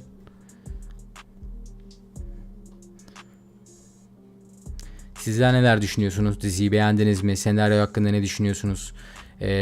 Yani Leyla sizce Nur ve Mali'den intikamını nasıl alacak? Yani adalet yerini nasıl bulacak? Ben çünkü Nur'un çok acı çekerek adaletin yerini bulacağını düşünüyorum. Nur'un gerçekten yaptıklarının bedelini ödediği sahneleri sabırsızlıkla bekliyorum diyebilirim ki izleyicilerin hepsi de şu anda bu sahneleri dört gözle bekliyordur diye düşünüyorum. Şu anda biliyorsunuz ki Leyla ve Cino'nun zaten aşkı alevlenmeye başladı. İzleyiciler için çok daha heyecanlı sahneler başladı diyebilirim yani. Ve bu bölümden itibaren artarak devam edecektir. Snowball etkisiyle devam ettikçe, yani kartopu etkisiyle devam ettikçe dizinin reytingleri de aslında birinci sıradan inmeyecektir diye düşünüyorum. Çünkü daha gerçekleri ortaya çıkmamışken bile böylesine ilgi görüyorsa dizi, gerçeklerin ortaya çıktıktan sonraki halinde, çünkü biliyorsunuz ki dizi daha da heyecanlanacak. Bakalım neler yaşanacak.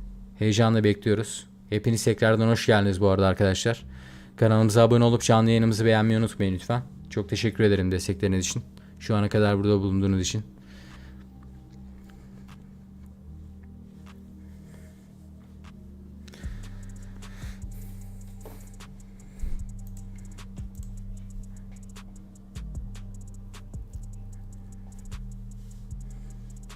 Çok güzel film demişsiniz. Size kesinlikle katılıyorum. Gerçekten harika bir dizi. Ve böylesine güzel bir sosyal sorumluluk projesi altında yapılan dizide Cemre Baysel gibi güzel bir oyuncunun da başrolde olması aslında izleyicilerin çok hoşuna gitmiş durumda diyebilirim. Yani bu senaryo uzun soluklu devam etsin isterim ben. Ve reytingler de aslında bize uzun süre devam edeceğini gösteriyor diyebilirim. Buradan Azerbaycan'a da tekrardan selamlar olsun. Büyük ihtimalle siz de Azerbaycanlısınız. İsminizden öyle tahmin ediyorum. Azerbaycan'a dostlarımıza da tekrar selamlar yollayalım. Sizleri çok seviyoruz. Kendileri de diziyi çok beğenmişler ve reytinglerin aslında birinci sıraya oynamasında büyük bir rol oynuyorlar. Azerbaycan'a dostlarımıza tekrardan teşekkür ederiz buradan destekleri için.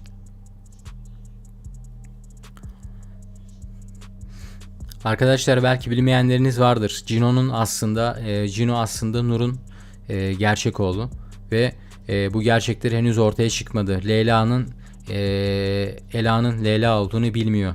Ve bu gerçekler ortaya çıkmadığı halde bile şu anda dizimiz gerçekten çok güzel bir ilgi görmeye başladı ve reytingler mükemmel ilerliyor. Leyla'nın Cino'ya gerçekleri açıkladığı sahneler izleyicilerin çok hoşuna gidecektir ve o dakikadan sonra izleyiciler çok daha fazla ilgi gösterecektir diye düşünüyorum diziye. Çünkü şu an için hiçbir gerçek ortaya çıkmamış durumda. Daha Cino Ela'nın Leyla olduğunu bilmiyor. Yani çocukluk aşkına henüz kavuşmuş durumda değil. Evet, gerçekten şu anda her ne kadar birlikte olmuş olsalar da birbirlerine aşık olmaya başlamış olsalar da sonuç olarak Cino aslında Ela'nın Leyla olduğunu bilmiyor. Ve gerçeği öğrendiğinde ise gerçekten çok şaşıracaktır diye düşünüyorum ben. Ve şu anda Ela'yı, yani Leyla'yı ne kadar seviyorsa gerçeği öğrendiğinde ise aşkı ikiye katlanacaktır. Ve yani Leyla Nur'dan intikamını alırken ona tamamen %100 destek verecektir.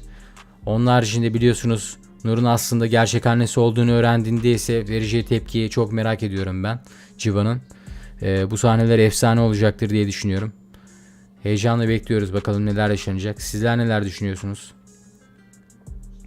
Sizce Civan gerçekleri öğrendiğinde, Nur'un aslında gerçek annesi olduğunu öğrendiğinde, Ela'nın Leyla olduğunu öğrendiğinde nasıl bir tepki verecek? Neler yapacak? Sizler neler düşünüyorsunuz bu konuyla alakalı? Toplamda 161 oy gelmiş. Kendi aramızda ufak bir anket yaptık. Toplamda 161 oydan %95'lik kısım diziyi beğendiğini söylemiş. %5'lik ufak bir kısım ise diziyi beğenmediğini söylemiş.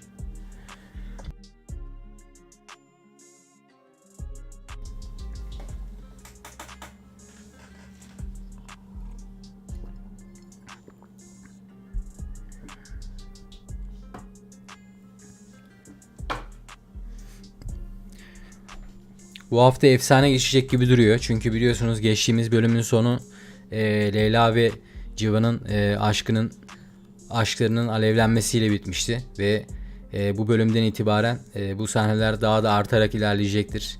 En sonunda bu ikiliyi birlikte görmeye başlayacağız diyebilirim yani. Şu yorumlar çok fazla gelmiş. Dizide aslında şu anda biliyorsunuz ki Civan'ın bir sevgilisi vardı ve Leyla ile beraber olduğu için aslında onu aldatıyor gibi oldu ve bu durum izleyicilerin hoşuna gitmemiş. Aslında bu konuda bütün izleyiciler haklılar. Ben de kendilerine katılıyorum çünkü şu anda aslında öbür kızı aldatıyor Civan. Yani Türk dizilerinde alışılagelmiş bir konu aslında bu ama yapılmak zorunda değildi aslında. Hiç olmayabilirdi yani. Ama şöyle de bir durum var. Burada Nur karakterini yine araya sokuyorlar. Aslında Civan'ın isteyerek yapmış olduğu bir ilişki değil bu. Annesinin yani Nur'un baskısıyla olan bir ilişki. Yani servetleri birleştirip kızın babası da yani kızın ailesi de çok büyük bir servete sahip olduğu için Nur'un yapmış olduğu bir Nur'un kurmuş olduğu bir ilişki diyebilirim yani aslında bu. Ama Civan tabii ki de kendisinden ayrılacağını söyleyecektir ve Nur'un vereceği tepkiyi çok merak ediyorum ben açıkçası. Civan ayrıldıktan sonra. Özellikle Leyla ile beraber olduklarını öğrendiğinde ise çıldıracaktır, kafayı yiyecektir bence. Ama bence şöyle de olabilir. Belki de hoşuna da gidebilir. Çünkü Leyla biliyorsunuz ki Nur'a çok yaklaşmaya başladı ve artık ona onun güvenini kazanmak için hamleler yapıyor. Bilerek yapıyor aslında bunları. Biliyorsunuz ki düşmanınızın yakınına ne kadar girerseniz, onun güvenini ne kadar kazanırsanız onu alt etmeniz o kadar kolaylaşır. Bu durumda da aslında Leyla mükemmel ilerliyor şu anda. İntikamını almak için hiçbir şekilde acele etmiyor. O yüzden aslında Cino'ya gerçekleri açıklamıyor. Biraz daha sabrediyor yani şu anda. Ama Leyla Nur'un güvenini tamamen kazandığında ise ona öyle bir darbe vuracak ki Nur da çok şaşıracak ve yaşadığı bu olayı hiçbir şekilde unutamayacaktır. İzleyiciler de Leyla'nın intikamını aldığı sahneleri dört gözle bekliyorlardır diye düşünüyorum ben. Bu sahneler izleyicilerin çok hoşuna gidecektir diye düşünüyorum. Arkadaşlar bu arada kanalımıza abone olup canlı yayınımızı beğenmeyi unutmayın lütfen. Çok teşekkür ederim destekleriniz için. Şu ana kadar burada bulunduğunuz için. Azerbaycanlı kardeşlerimize de buradan selamlar olsun. Çok seviyoruz kendilerini. Onlar da diziyi çok beğenmişler. Geçtiğimiz hafta çok güzel yorumlar aldım kendilerinden. İnşallah bakalım bu şekilde devam edecek. Dizinin reytingleri artarak devam ederse böylesine güzel bir senaryoyu uzun soluklu bir şekilde izlemek isteriz diyorum. Bakalım neler yaşanacak. Heyecanla bekliyoruz. Bugün biliyorsunuz ki 5. bölüm yayınlanıyor. 5. bölümde hala reytingler bu şekilde devam ediyorsa eğer ve bu bölümden itibaren de öyle ilerlerse biz en az bu diziyi 40 bölüm izleriz bak. 40 bölüm en az 40 bölüm izleriz diye düşünüyorum ben. İnşallah bu şekilde devam eder. Çünkü dizinin senaryosu biliyorsunuz ki ele alınan konu mükemmel. Hemen geliyorum ben. Şu telefonu şarjda koyayım. Sizler neler düşünüyorsunuz? Dizinin senaryosunu beğendiniz mi? Fikirlerinizi merak ediyorum sizlerin de.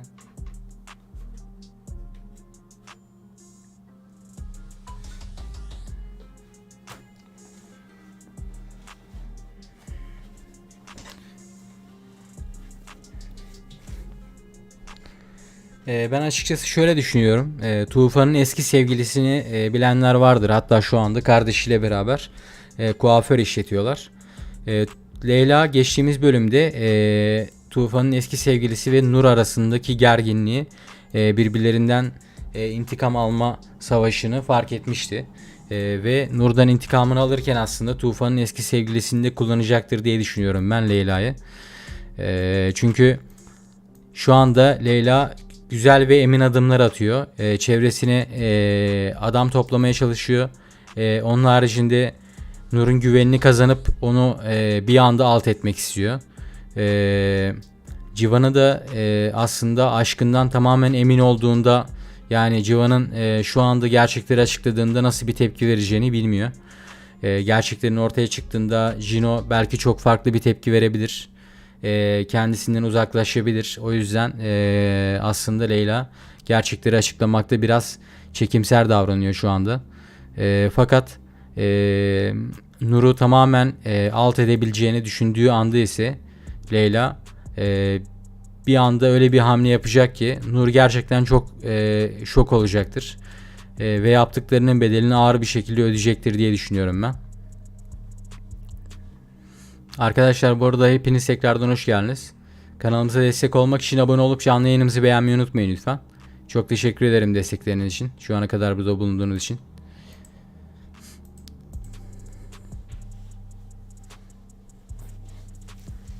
Yani izleyicilerin şu anda en çok merak ettiği sahnelerden biri ise Leyla ile Cino'nun aşklarına doyasıya yaşadıkları sahneler olacaktır diye düşünüyorum.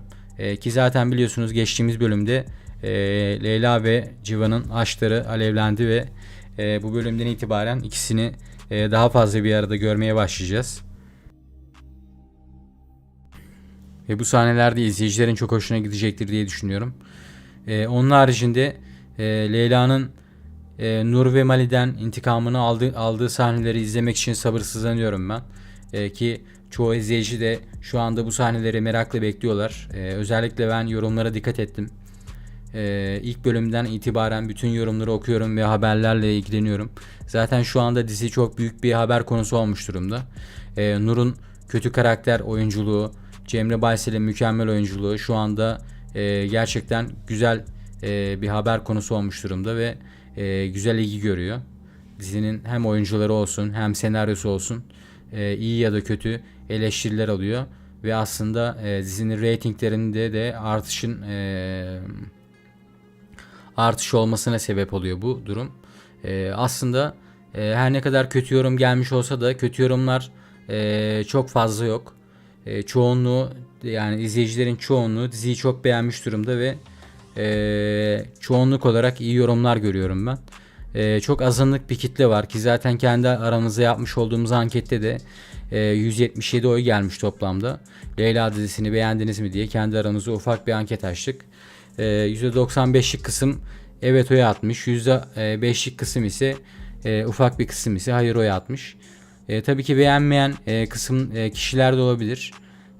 Ama bu çok azınlık bir kısım ve aslında biliyorsunuz ki dizinin senaryosu özellikle çok dikkat çekmişti ilk bölümden itibaren. Böylesine bir dönemde de böyle güzel bir dizi senaryosuyla Cemre Baysel'i başrolde görmek aslında bizleri çok mutlu etti diyebilirim.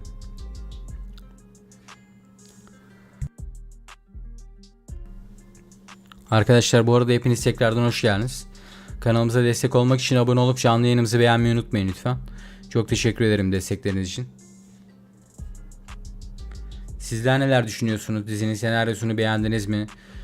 Cemre Baysel'in oyunculuğu hakkında ne düşünüyorsunuz? Özellikle Küçük Leyla, Minik Leyla hakkında ne düşünüyorsunuz? Fikirlerinizi merak ediyorum. Yorumlarda belirtiniz lütfen.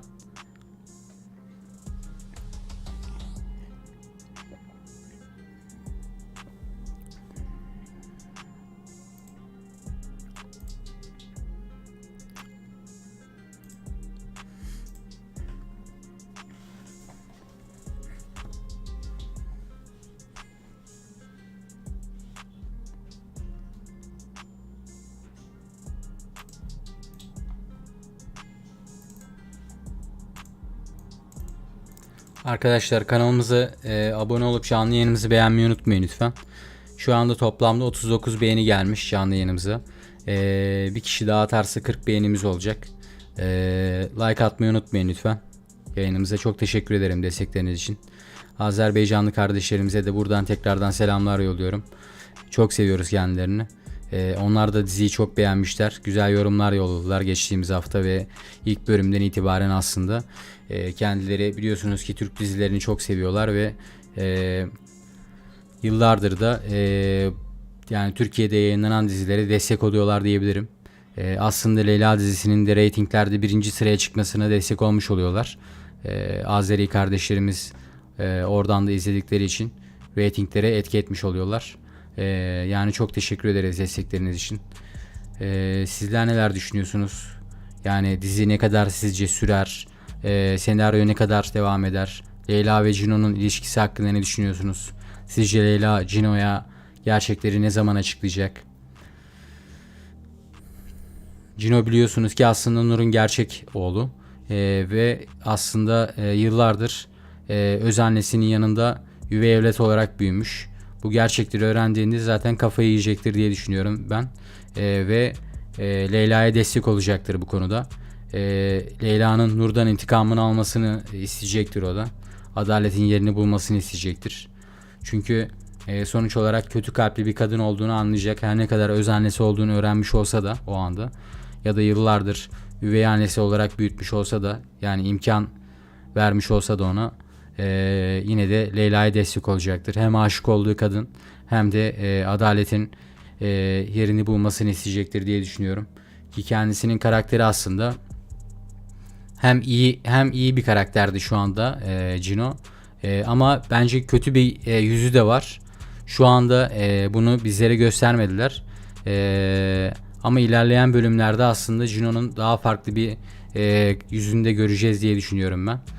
Aslında geçtiğimiz haftaki yorumlara ben çok dikkat ettim. Yani Cino'nun şu anda sevgilisi var biliyorsunuz ki.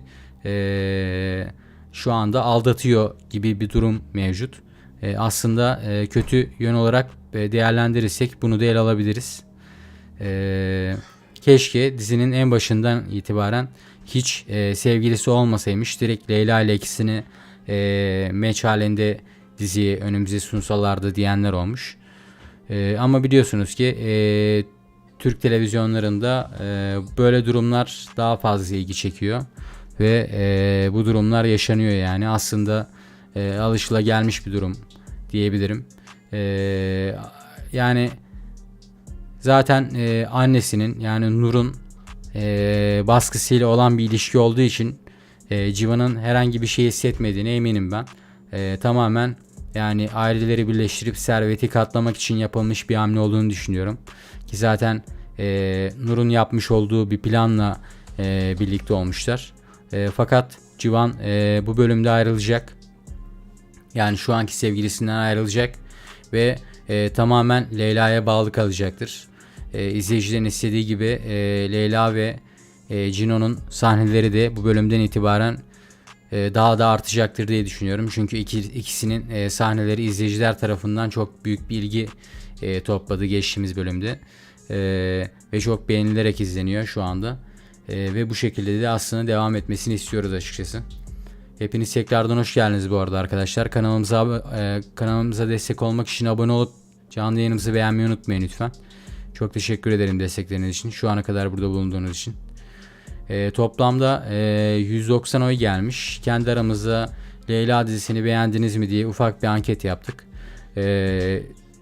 %95 ile evet oyu almış. %5'lik ufak bir kısım diziyi beğenmediğini söylemiş. Tabi herkes diziyi beğenecek diye bir kaydı yok. Ama sonuç olarak diziyi beğenen kısım çok fazla, büyük bir kitle var. Ve reytinglerde şu anda dizimiz birinci sırada ilerlemeye devam ediyor ve bu bölümden itibaren de öyle olacağını düşünüyorum ben. Çünkü çarşamba günü karşısına hani başka bir kanaldan daha iyi bir rakip göremiyorum. Yani bugün nezdine konuşuyorum. Yani belki çarşamba değil de başka bir günde yayınlanmış olsaydı daha farklı olabilirdi reytingler. Ama hafta ortası çarşamba gününü bence çok iyi yerleştirmişler. Ve hem dizinin senaryosu mükemmel hem başroller çok iyi. Cemre Baysel'in oyunculuğunu zaten konuşmamıza bile gerek yok. Kendisi harika bir oyuncu. Ve hafta ortasını tercih etmiş olmaları, yani dizinin gününü de aslında belirlemek çok önemli. Çarşamba gününe koymuş olmaları reytingleri artış sağlamış etkenler bunlar olduğunu düşünüyorum ben. Şu anda yani diğer kanallardan karşısına rakip olarak başka bir dizi göremiyorum. Yani bugün için söylüyorum bunu. Tabi mesela atıyorum Leyla dizisi çarşamba günü değil de cuma günü mesela ekranlara koyulmuş olsaydı aynı reytingleri alamayabilirdi. Çünkü rakipleri çok güçlü olacaktı. Yalı Çapkını var mesela, Kızılcık Şerbeti diye bir dizi var. Bu diziler çok fazla sevilen ve izlenen diziler. Ve 2-3 sezondur da ekranlarda devam etmekte. Yani özellikle çarşamba gününe bu diziyi yerleştirmiş olmaları güzel bir hamle olmuş. Çünkü biliyorsunuz ki bazen Now ekranlarında yanlış kararlar verilebiliyor. Yani rakiplerinin rakip dizileri göz önünde bulundurmayarak bazı dizileri harap edebiliyorlar. Bir anda erken final yapabiliyor çoğu dizi. Ama bu dizide gerçekten çok güzel bir hamle yapılmış. Özellikle de zaten böylesine güzel bir senaryo ve başrolü iyi değerlendirmek amaçlı yapıldığını düşünüyorum. Çarşamba gününe koyulması zaten harika bir hareket olmuş. Ve zaten Cemre Baysel'in de başrolde olması bütün reytinglerin aslında artışının sebeplerinden birisi de odur. Çünkü kendisi hem Türkiye ve hem yurt dışından çok sevilen bir oyuncu. İnşallah bakalım bu şekilde devam eder ve uzun süre ekranlarda görmeye devam ederiz, izlemeye devam ederiz diyorum. Şu ana kadar toplamda 200 oy gelmiş. Leyla dizisini beğendiniz mi diye kendi aramızda ufak bir anket yaptık. %95'lik kısım hala beğendiğini söylüyor ve %5'lik ufak bir kısım diziyi beğenmediğini söylemiş. Çoğunluk kısım diziyi zaten beğenmiş ki reytingleri birinci sıraya taşıdılar. Açıkçası ben bu şekilde devam etmesini istiyorum. İnşallah artarak devam eder. Reytinglerde birinci sırada olmasına rağmen daha da artmasını isterim ben izleyici kitlesinin. Çünkü dizinin senaryosu mükemmel. Böylesine güzel bir sosyal sorumluluk projesi altında yapılan dizinin uzun soluklu izlenmesini isterim yani açıkçası. Yani şöyle en azından 40 ila 45 bölüm sürmesini isterim. Ki zaten dizinin konusu en az 40 bölüm sürükleyicilik sağlayabilir diye düşünüyorum ben izleyicilere. Çünkü isminde de olduğu gibi dizinin Leyla Hayat Aşk Adalet, yani Leyla hayatı yaşadı. Şu ana kadar 5 bölüm yayınlandı. Bu akşam 5. bölümdeyiz. Leyla biliyorsunuz ki hayatı yaşadı. Küçüklüğünden beri bir sürü acı çekti. Bir sürü problem yaşadı. Ama sonucunda kendini çok iyi geliştirmiş ve kendi ayaklarının üzerinde durabilen bir kadın haline gelmiş. Harika bir şef olmuş kendisi. Şu anda aşk yaşanıyor. Yani dizinin ikinci evresi diyebilirim bu evreye. Civan ve Leyla'nın aşkını izlemeye başladık ve geçtiğimiz bölüm gerçekten efsane bir son sahneyle bitirdiler. Ve izleyicilerin çok hoşuna gitti bu sahneler. Ve bu bölümden itibaren de bu tarz sahneleri daha da fazla görmeye başlayacağız diye düşünüyorum. Yani dizinin ikinci evresi başladı diyebilirim. Yani aşk evresi. Şimdi ise adaletin yerini bulduğu evreler başlayacak. Yani dizinin adında olduğu gibi tekrardan söylüyorum. Hayat, aşk, adalet, yani aşk evresindeyiz şu anda ve dizinin 5. bölümündeyiz. Adaletin yerini bulduğu sahneler ise 10. bölümden itibaren başlayacaktır ve yani benim tahminimce en az 40 bölüm ilerleyebilecek bir dizi senaryosu mevcut şu anda. Ki reytingler de bu şekilde güzel devam ederse eğer en az 40 bölüm bu diziyi ekranlarda vizyonda göreceğiz diye düşünüyorum ben. Ki izleyicilerin çoğu da asla erken final yapmasını istemez diye düşünüyorum.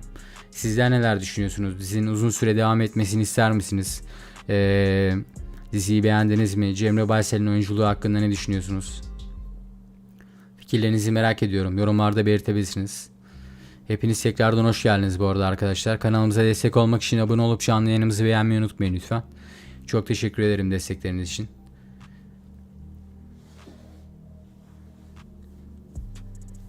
Toplamda ne kadar olmuş? 1,5 saat olmuş.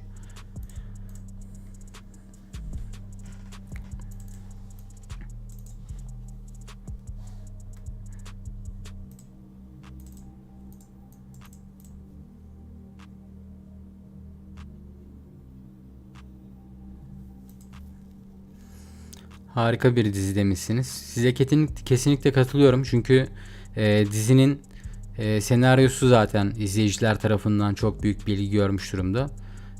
Böylesine güzel bir kalemin ele alınmış olması aslında Türkiye'de de her ne kadar yurt dışından uyarlama bir senaryo olmuş olsa da sonuç olarak bütün her şeyi birebir aynı geçirmiyorlar. İlk birkaç bölümde senaryo aynı olmuş olabilir ama sonuç olarak Türkiye'ye uyarlandığında illaki bazı değişiklikler sağlanıyor ve şöyle söyleyebilirim, dizinin senaryosu daha da güzelleşmeye başlayacak çünkü şu anda henüz daha gerçekleri ortaya çıkmış durumda değil. Ve bu haliyle bile, yani şu anda daha gerçeklerin ortaya çıkmamış haliyle bile bu şekilde reytingler ilerliyorsa çok daha iyi yerlere gidecektir diye düşünüyorum. Yani güzel bir kartopu etkisi yaratmış durumda aslında dizi şu anda. Çığ gibi büyüyerek ilerliyor ve inşallah bu şekilde devam eder. İzleyicilerin tabii ki de ilgisinin ve alakasının azalmaması gerekiyor bu durumda. Biliyorsunuz bazı dizilerde bu yaşanıyor çünkü. Az önce de bahsettiğimiz gibi, yani bir anda reytinglerde ani düşüşler olabilirse erken finale gidebilir ama bu Leyla dizisinde ben öyle bir şeyin söz konusu olduğunu düşünmüyorum. Çünkü dizi ikinci bölümden itibaren reytinglerde birinci sıraya oturdu ve bu şekilde devam edecek gibi duruyor. Bakalım neler yaşanacak. Heyecanla bekliyoruz. Yani Cino'nun gerçekleri öğrenecek mi diye çok fazla soru geldi bu hafta. Bir de şöyle bir güzel bir yorum okudum. İzleyicilerim tarafından yapılan bir yorumu aktarayım size. Dizilerde hiçbir kötü karakter cezasını çekmiyor. Sanki hepsi farklı bir evrende yaşıyorlar. Farklı bir dünyada yaşıyorlar gibi. Hiç kimse yaptığı suçun cezasını çekmiyor tarzında bir yorum gelmiş. Kendisine ben aslında %100 katılıyorum. Çünkü dizi senaryolarında bu durumlar aslında izleyenlere de kötü örnek olmuş oluyor. Yani suç işliyorlar ve paralarıyla ya da başka bir şekilde bunu çözüyorlar. Aslında bunu da tekrardan dizilerde insanların gözüne sokmak hiç de güzel bir şey değil.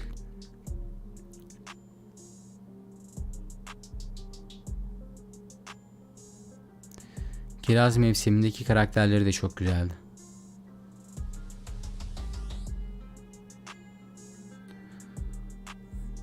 Arkadaşlar bu arada hepiniz tekrardan hoş geldiniz. Kanalımıza destek olmak için abone olup canlı yayınımızı beğenmeyi unutmayın lütfen.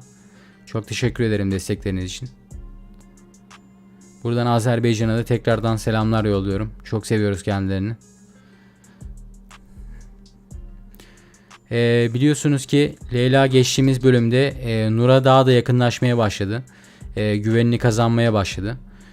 Nur Ela'ya çok fazla güvenmeye başlayacak artık. Bu bölümden itibaren daha da yanına sokacak ve tamamen güvendiğinde Leyla ona öyle bir darbe vuracak ki, intikamını öyle bir alacak ki Nur hayatındaki yaşadığı en büyük şoku yaşayacak. Ve bu sahneler efsane olacak. İzleyicilerin çok hoşuna gidecektir diye düşünüyorum bu sahneler özellikle. Ki zaten biliyorsunuz ki Civan ve Leyla'nın aşkının alevlenmesi geçtiğimiz bölümde yaşandı. Ve bu bölümden itibaren de bu ikiliyi daha fazla bir arada görmeye başlayacağız. Ve bu sahneler izleyicilerin çok hoşuna gidecektir. Özellikle Leyla'nın Nur ve Mali'den intikamını aldığı sahneler, Nur'un yaptıklarının bedelini ağır bir şekilde görmek istiyorum diyebilirim sizlere.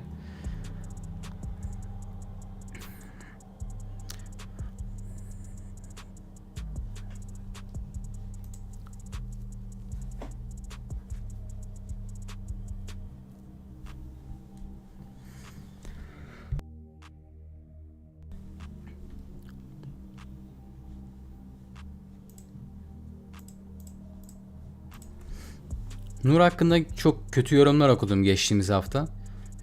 Hatta az önce de bir tane izleyicim yazmış. Nur'un aslında kötü biri olmadığını, hayatın onu o şekilde kötü yaptığını söylemiş.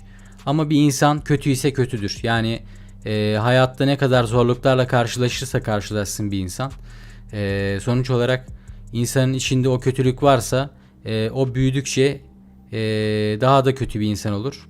Ama gerçekten iyi bir karakterse, yani gerçekten iyi bir insansa o kişi kötülükten hiçbir şekilde beslenmez. Yani karşısına çıkan zorluklar ve kötülükler karşısında iyi kalmaya devam eder, iyi kalmaya başarır. Ama Nur gibi karaktere sahip olan insanlar bu seçeneği seçmiyorlar. Kötülükler karşısında onlar da kötü olmaya karar veriyorlar ve artık hayatlarının kalanında kötülükten beslenmeye başlıyorlar. Ve bu maalesef ki bu tarz insanlar da gerçek hayatta da mevcut. Şu anda her ne kadar dizi senaryosu olmuş olsa da yani gerçek hayatta da bu tarz insanlar mevcut maalesef ki. Aslında dizinin biliyorsunuz ki dizi başlarken ana ekrana verilen yazıyı okumuşsunuzdur. Artık bu çocuklara karşı yapılan şiddetin durmasını istiyoruz tarzında bir dizi var.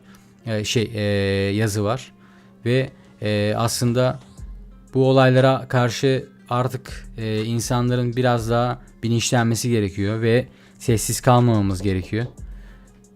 Bunu ele alan bir dizi olduğunu düşünüyorum ve bu şekilde devam ederse reytingler çok uzun süre devam edeceğini düşünüyorum açıkçası.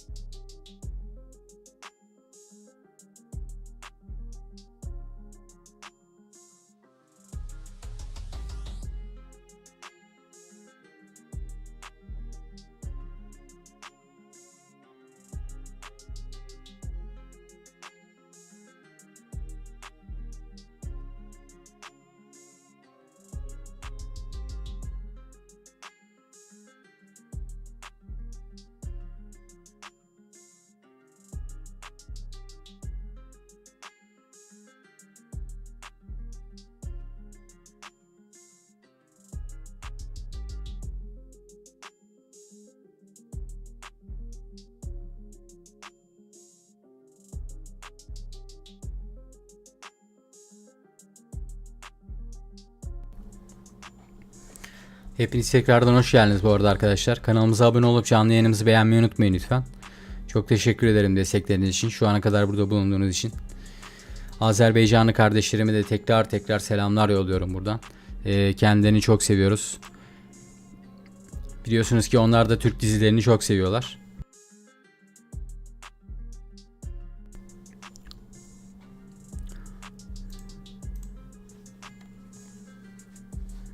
Sizler neler düşünüyorsunuz? Dizinin senaryosunu beğendiniz mi?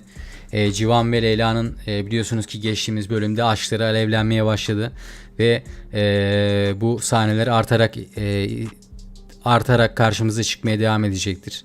Çünkü izleyiciler bu sahneleri izlemek istiyor çoğunlukla. Ve senaristlerin de bu yorumlara dikkate alacağını düşünüyorum ben açıkçası. Bakalım neler yaşanacak, heyecanla bekliyoruz.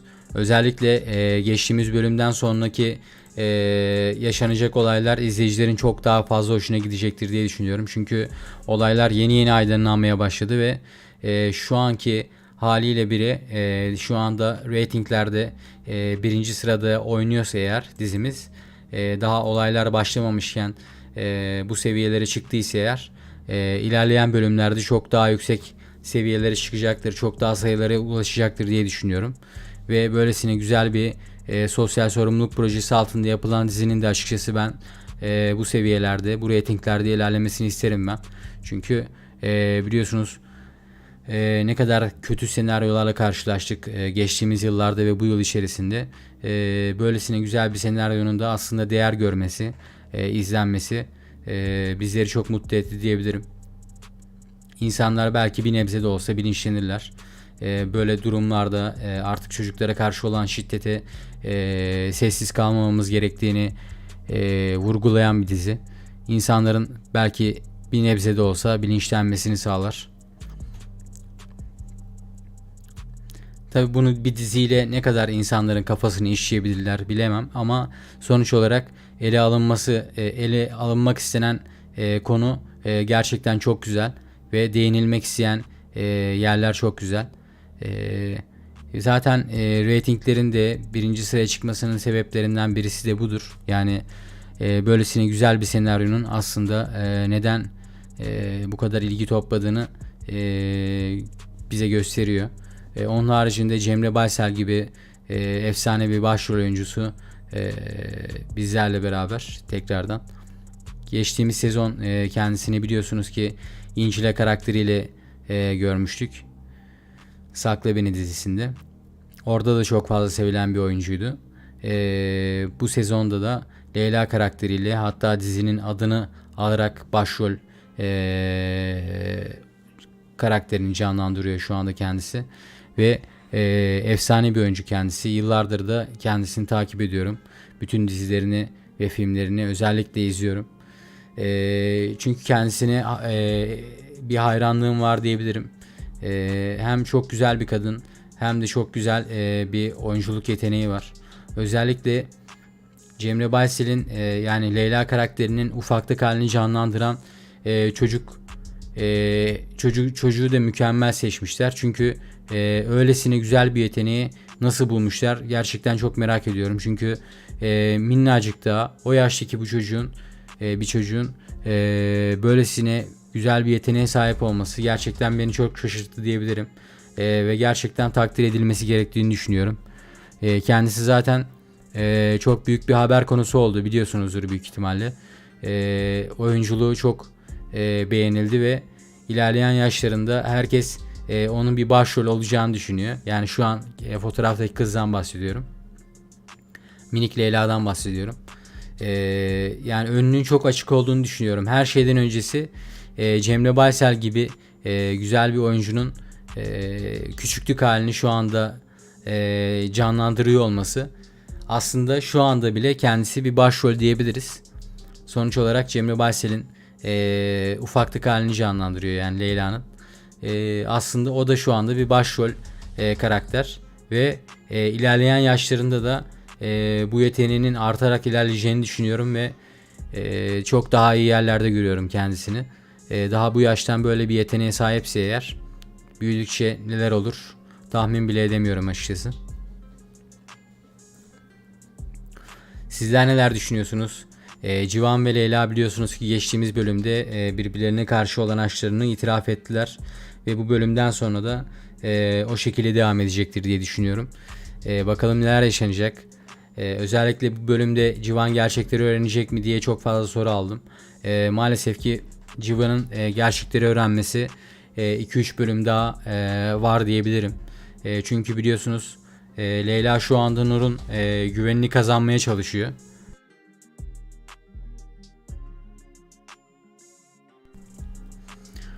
Leyla biliyorsunuz ki şu anda Nur'un güvenini kazanmaya çalışıyor ve onun yanına daha da sokulmaya çalışıyor. Nur da ona çok güvenmeye başlayacak ve ilerleyen bölümlerde yani şu an için Leyla'nın gerçekleri açıklayacağını düşünmüyorum ama Leyla güzel ve emin adımlarla ilerliyor. Kendisi hata yapmadan ilerlemek istiyor ki şu an için gerçekleri açıklarsa Civan'ın nasıl bir tepki vereceğini tam olarak kestiremiyor. Nur'u tam olarak nasıl alt edebileceğini tahmin edemiyor. O yüzden gerçekleri açıklamıyor ve herhangi bir hamle yapmıyor şu anda. Bakalım neler yaşanacak. Heyecanla bekliyoruz diyebilirim. Çok tatlı demişsiniz. Minik Leyla'dan bahsediyorsunuz sanırım. Size kesinlikle katılıyorum. Gerçekten efsane bir tatlılığı var. Ve efsane de bir oyunculuğu var yani. O yaşta böylesine güzel bir oyunculuğa sahip olması gerçekten takdir edilmesi gerekiyor. Kendisi zaten izleyiciler tarafından çok beğenildi ve çok fazla büyük bir haber konusu oldu. İnşallah yani önü açık olur, bahtı açık olur diyorum. Hepiniz tekrardan hoş geldiniz bu arada arkadaşlar. Kanalımıza abone olup canlı yayınımızı beğenmeyi unutmayın lütfen. Çok teşekkür ederim destekleriniz için. Şu ana kadar burada bulunduğunuz için. Çok zeki demişsiniz. Evet, bu konuda size kesinlikle katılıyorum.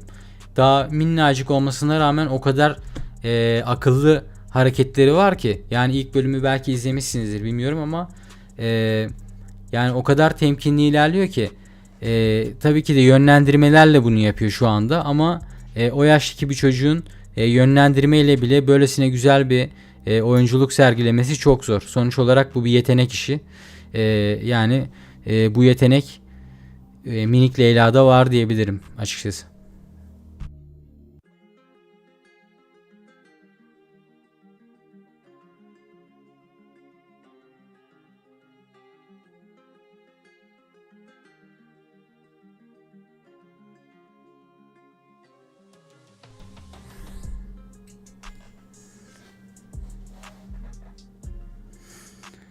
İlk bölümden beridir izliyorum demişsiniz. Ben de öyle. İlk bölümden beri izliyorum. Özellikle Cemre Baysel'in bütün film ve dizilerini çıktığı andan itibaren izlerim. Kendisine büyük bir hayranlığım var. Kendisine karşı ayrı bir hayranlığım var diyebilirim. İlk bölümden itibaren ben de izledim. Ve ilk bölüm özellikle izleyiciler tarafından güzel bir ilgi topladı. Ama İkinci, üçüncü bölümden sonra daha da büyük bir kitleye sahip oldu dizi. Ve şu anda reytinglerde birinci sıraya oturdu. Bu seviyelerde ilerlemesini istiyorum ben açıkçası. Çünkü hak eden bir dizi. Yani Türk televizyonlarında uzun süre kalmayı hak eden bir dizi. Senaryosuyla olsun, başroldeki oyuncularıyla olsun. Uzun süre devam etmesi gerekiyor diye düşünüyorum ben. Bakalım neler yaşanacak, ne kadar devam edecek. Bunların hepsi tabii ki merak konusu. Ama ben şu anki istatistiklere göre, düşünceme göre yani en az bir 40 bölüm izleyeceğimizi düşünüyorum. Ki senaryoda şu anki analizlerime göre senaryo en az bir 40 bölüm kaldırabilecek durumda gibi görünüyor. Ki izleyicilerin çoğu da zaten büyük ihtimalle bu dizinin erkenden final yapıp ekranlara veda etmesini istemez diye düşünüyorum.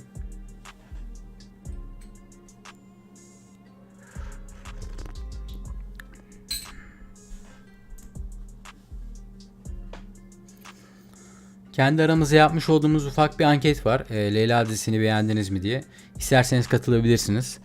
Toplamda 221 oy gelmiş. %95'lik kısım diziyi beğendiğini söylemiş. %5'lik ufak bir kısım ise diziyi beğenmediğini belirtmiş. %5'lik ufak bir kısım tabii ki. Ama herkes diziyi beğenecek diye bir durum yok tabii ki. Şöyle de bir durum var. %5'lik çok az bir kısım. Gerçekten diziyi izleyen çoğunluk kısım çok beğendiğini dile getirmişler. Özellikle dizi zaten geçtiğimiz haftaki yorumlardan da ben bunu anlayabiliyorum. Her şeyi geçtim, zaten reytingler bize bunu açıklıyor. Yani bu şekilde devam etmesini istiyoruz açıkçası.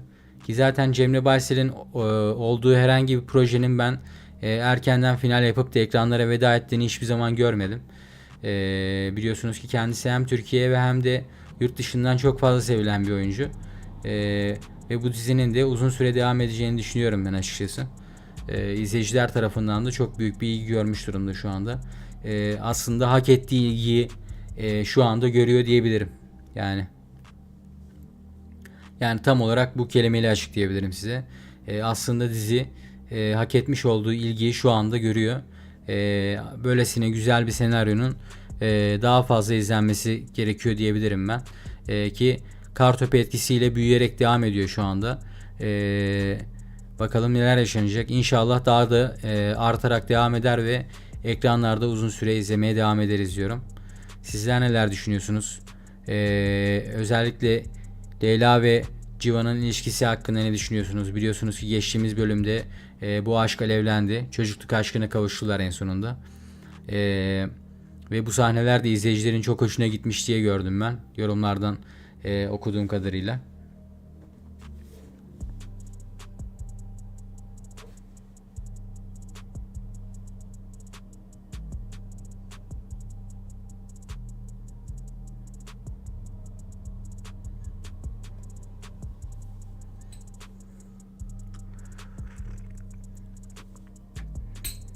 Hepiniz tekrardan hoş geldiniz bu arada arkadaşlar.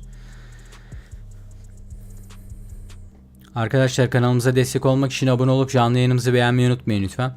Çok teşekkür ederim destekleriniz için. Şu ana kadar burada bulunduğunuz için. Toplamda 221 oy gelmiş. Kendi aramızda yapmış olduğumuz ankette herkes diziyi beğendiğini söylemiş. %5'lik minik bir kısım beğenmediğini söylemiş. Herkes diziyi beğenecek diye bir kaydı yok tabii ki ama sonuç olarak böylesine güzel bir dizinin ben daha fazla izlenmesini isterim. Özellikle Nur karakterine çok fazla kötü yorum geldi geçtiğimiz hafta ve ilk bölümden itibaren. Ama kendisi şu anda verilen senaryoyu canlandırıyor ve Türkiye'de kötü karakter denince akıllara gelen bir isim ise Gonca Ustateri'dir ve gerçekten bu işi çok iyi yapıyor. Yani Nur karakterini canlandıran kişiden bahsediyorum. Gonca Hanım'dan bahsediyorum. Bu işte iyi yani.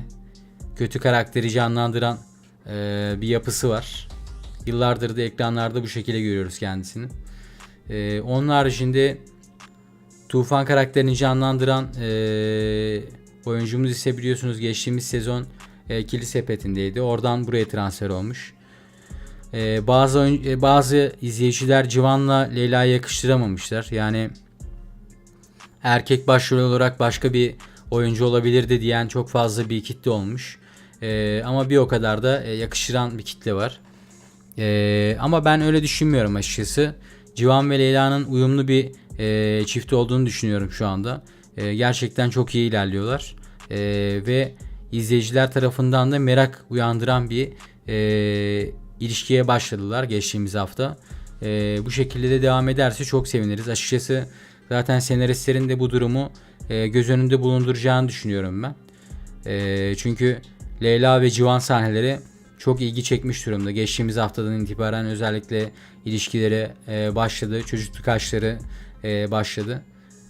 Bu sahneler izleyicilerin çok hoşuna gidiyor diyebilirim. Teşekkürler yayın akışı için. Abone oldum demişsiniz. Çok teşekkür ederim destekleriniz için.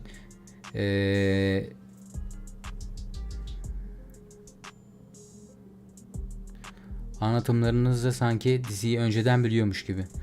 Ben şu anda öyle kendimce bir analiz ediyorum. Yani özellikle Nur'un olayları şöyle söyleyebilirim. Leyla dizinin adında olduğu gibi Leyla hayat, aşk, adalet. Yani Leyla büyüdü ve hayatın içinden geçti. Yaşadığı kötü olaylar ve yaşadığı problemler onları Leyla'yı hiçbir şekilde kötü bir karakter yapamadı. Az önce hatta siz söylemiştiniz. Nur aslında kötü birisi değil, hayatın sillesini yemiş yazmışsınız. Ama sonuç olarak aynı şeyleri Leyla da yaşadı ve şu anda kendisi kötü bir karakter değil. Yani anlayacağınız üzere Leyla iyilikten beslenen bir kadın. Nur ise kötülükten beslenen bir kadın. Yani gerçek hayatta da bu tarz insanlar mevcut. Herkesin karakteri tabii ki de farklı oluyor. Ama şu anda Leyla demem gibi hayat, aşk, adalet, yani hayatı öğrendi ve hayatını çok güzel bir şekilde yönlendirip kendi ayaklarının üzerinde durabilen bir kadın olmuş. Aşk yaşanmaya başladı dizimizde. Civan ve Leyla'nın sahneleri daha da artarak ilerleyecektir diye düşünüyorum ben bu bölümden sonra. Geçtiğimiz bölüm çünkü ikisinin beraberliği başladı, aşkları alevlendi ve izleyiciler çok güzel yorumlar yapmışlar ve senaristlerin de bunlara göz önünde bulunduracaklarını düşünüyorum ben. Şu anda yani bu iki olay başladı. Adalet bölümüne geçecekler. Adalet bölümlerine geçtiklerinde ise Civan gerçekleri öğrenmiş olacak. Yani Leyla Civan'a gerçekleri açıklayacak ve Ela'nın aslında Leyla olduğunu öğrendiğinde ise Nur'un neler yaptığını, aslında Nur'un gerçek annesi olduğunu öğrendiğinde ise çok üzülecektir ve yaşanan bu olaylardan sonra her ne kadar gerçek annesi olduğunu öğrense bile Leyla'ya destek verecektir diye düşünüyorum. Adaletin yerini bulmasını sağlayacaktır ve Leyla'nın Nur ve Mali'den intikamını alması için elindeki bütün imkanları kullanacaktır diye düşünüyorum. Ne yazık ki böyle kişiler çok fazla. Evet, maalesef ki her ne kadar şu anda bir dizi senaryosu olmuş olsa da izlediğimiz gerçek hayatta da böyle insanlar mevcut. Ama böylesine güzel bir senaryoyla da şu anda insanların gözüne tekrardan böyle kötülükleri sokup ve sokmalarının sebebi aslında insanları bir nebze de olsa aslında biraz daha bilinçlendirmek amacıyla yapılmış durumda şu anda bu dizi. Ve böylesine güzel bir dizinin de Türk televizyonlarında ben uzun süre devam etmesini isterim. Çünkü biliyorsunuz ki çok farklı senaryolar, çok değişik saçma senaryolar da izledik bugünlere kadar. Böylesine güzel bir senaryonun ve özellikle de Cemre Baysel gibi güzel bir oyuncunun başrolde olması bizleri çok mutlu etti diyebilirim. Arkadaşlar bu arada kanalımıza abone olup canlı yayınımızı beğenmeyi unutmayın lütfen. Çok teşekkür ederim destekleriniz için. Şu ana kadar burada bulunduğunuz için.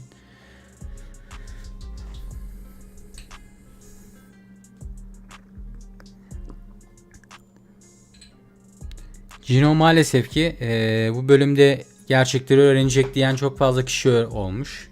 Cino maalesef ki bu bölümden sonra belki gerçekleri öğrenmeye başlayacak. Çünkü o da bir şeylerden şüphelenmeye başlayacak.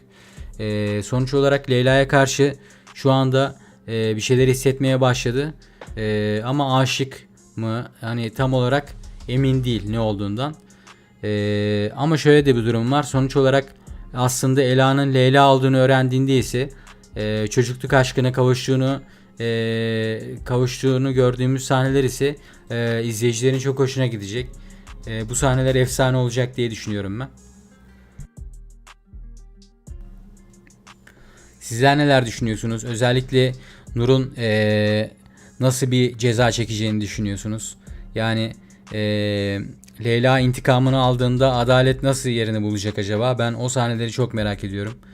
Yani Nur'un yaptıklarının bedelini ödediği sahneleri dört gözle bekliyorum diyebilirim.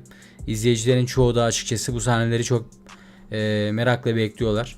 Çünkü yaptığı kötülükler çok acımasızcaydı. Yani ilk bölümü izleyenler bilir.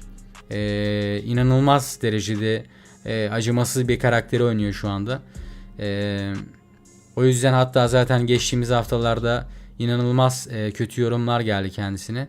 Ama bazı insanlar tabii karıştırabiliyorlar. Sonuç olarak bu bir dizi senaryosu ve kendisi bu karakteri canlandırmak zorunda. Ama gerçek hayatta da maalesef ki bu tarz insanlar mevcut yani. Bu karaktere sahip insanlar gerçekten de hayatta karşımıza çıkabiliyor bazen.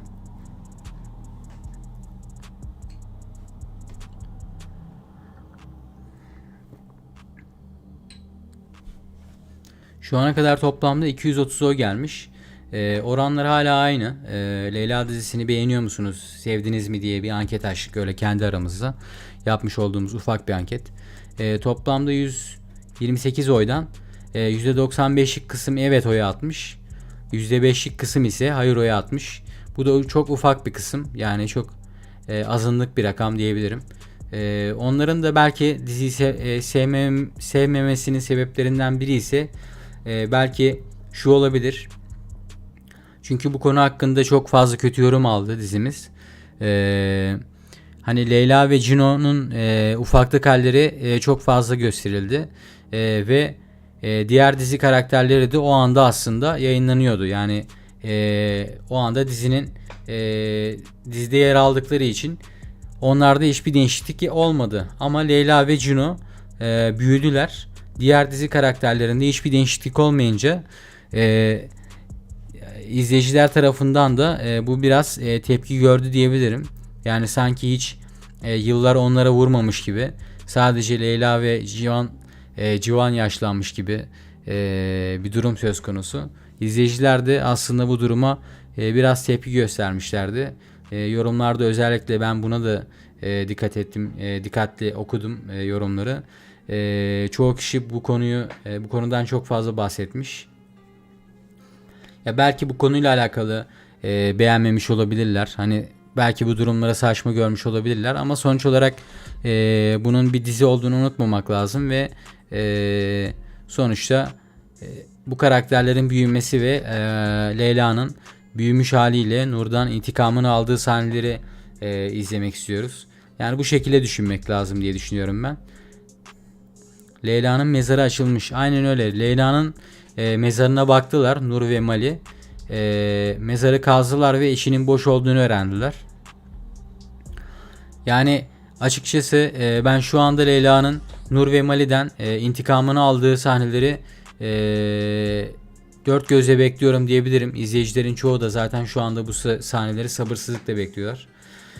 Özellikle zaten biliyorsunuz ki Civan ve Leyla'nın birlikte olduğu sahneleri çok fazla istiyorlardı izleyiciler. Ve geçtiğimiz bölümden itibaren bu sahneler artık izlenmeye başladı ve bu aşk alevlenmeye başladı diyebilirim. İzleyiciler tarafından da çok büyük bir ilgi görmeye başladı aslında dizimiz yeniden. Biliyorsunuz ki ikinci bölümden itibaren reytinglerde birinci sıradan inmiyor şu anda dizimiz çarşamba günleri. Ve bu şekilde aslında devam etmesini istiyoruz. Ve inşallah artarak devam eder. Aslında daha dizinin en heyecanlı kısımlarına gelmedik bile. Çünkü biliyorsunuz daha yeni başladı. 5. bölümdeyiz bu akşam. Ve daha en heyecanlı kısımlarına gelmeden bile böyle istatistiklere kavuşması, dizinin ulaşmış olması bizleri çok mutlu etti diyebilirim. Bu da bizleri aslında çok uzun süre izleyeceğimiz, ekranlarda devam edecek bir dizi olduğunu açıklamış oluyor. Bakalım neler olacak. Heyecanla bekliyoruz. Arkadaşlar bu arada kanalımıza abone olup canlı yayınımızı beğenmeyi unutmayın lütfen. Çok teşekkür ederim destekleriniz için. Şu ana kadar burada bulunduğunuz için.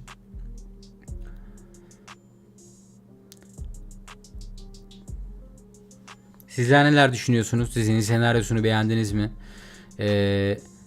Leyla'nın intikamını aldığı sahneleri merakla bekliyor musunuz?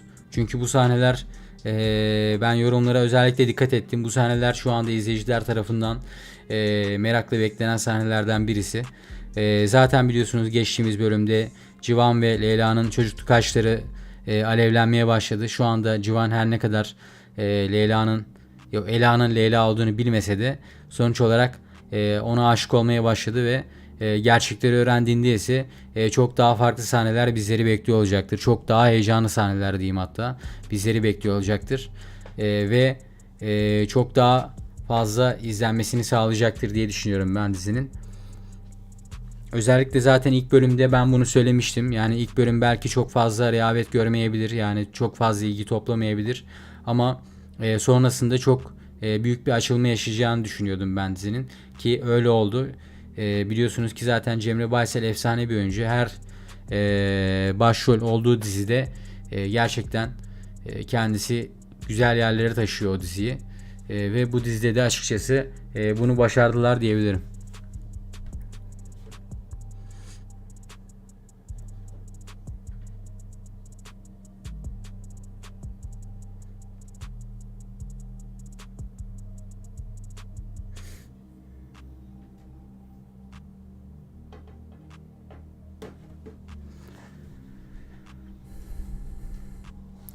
Arkadaşlar benden bugünlük bu kadardı. Çok teşekkür ederim destekleriniz için. Şu ana kadar da burada bulunduğunuz için. Kanalımıza abone olup canlı yayınımızı beğenmeyi unutmayın lütfen. Teşekkürler tekrardan destekleriniz için. Azerbaycanlı kardeşlerime de buradan tekrar selamlar yolluyorum. Kendilerinin destekleri için de çok teşekkür ediyorum. Hepinize iyi akşamlar diliyorum.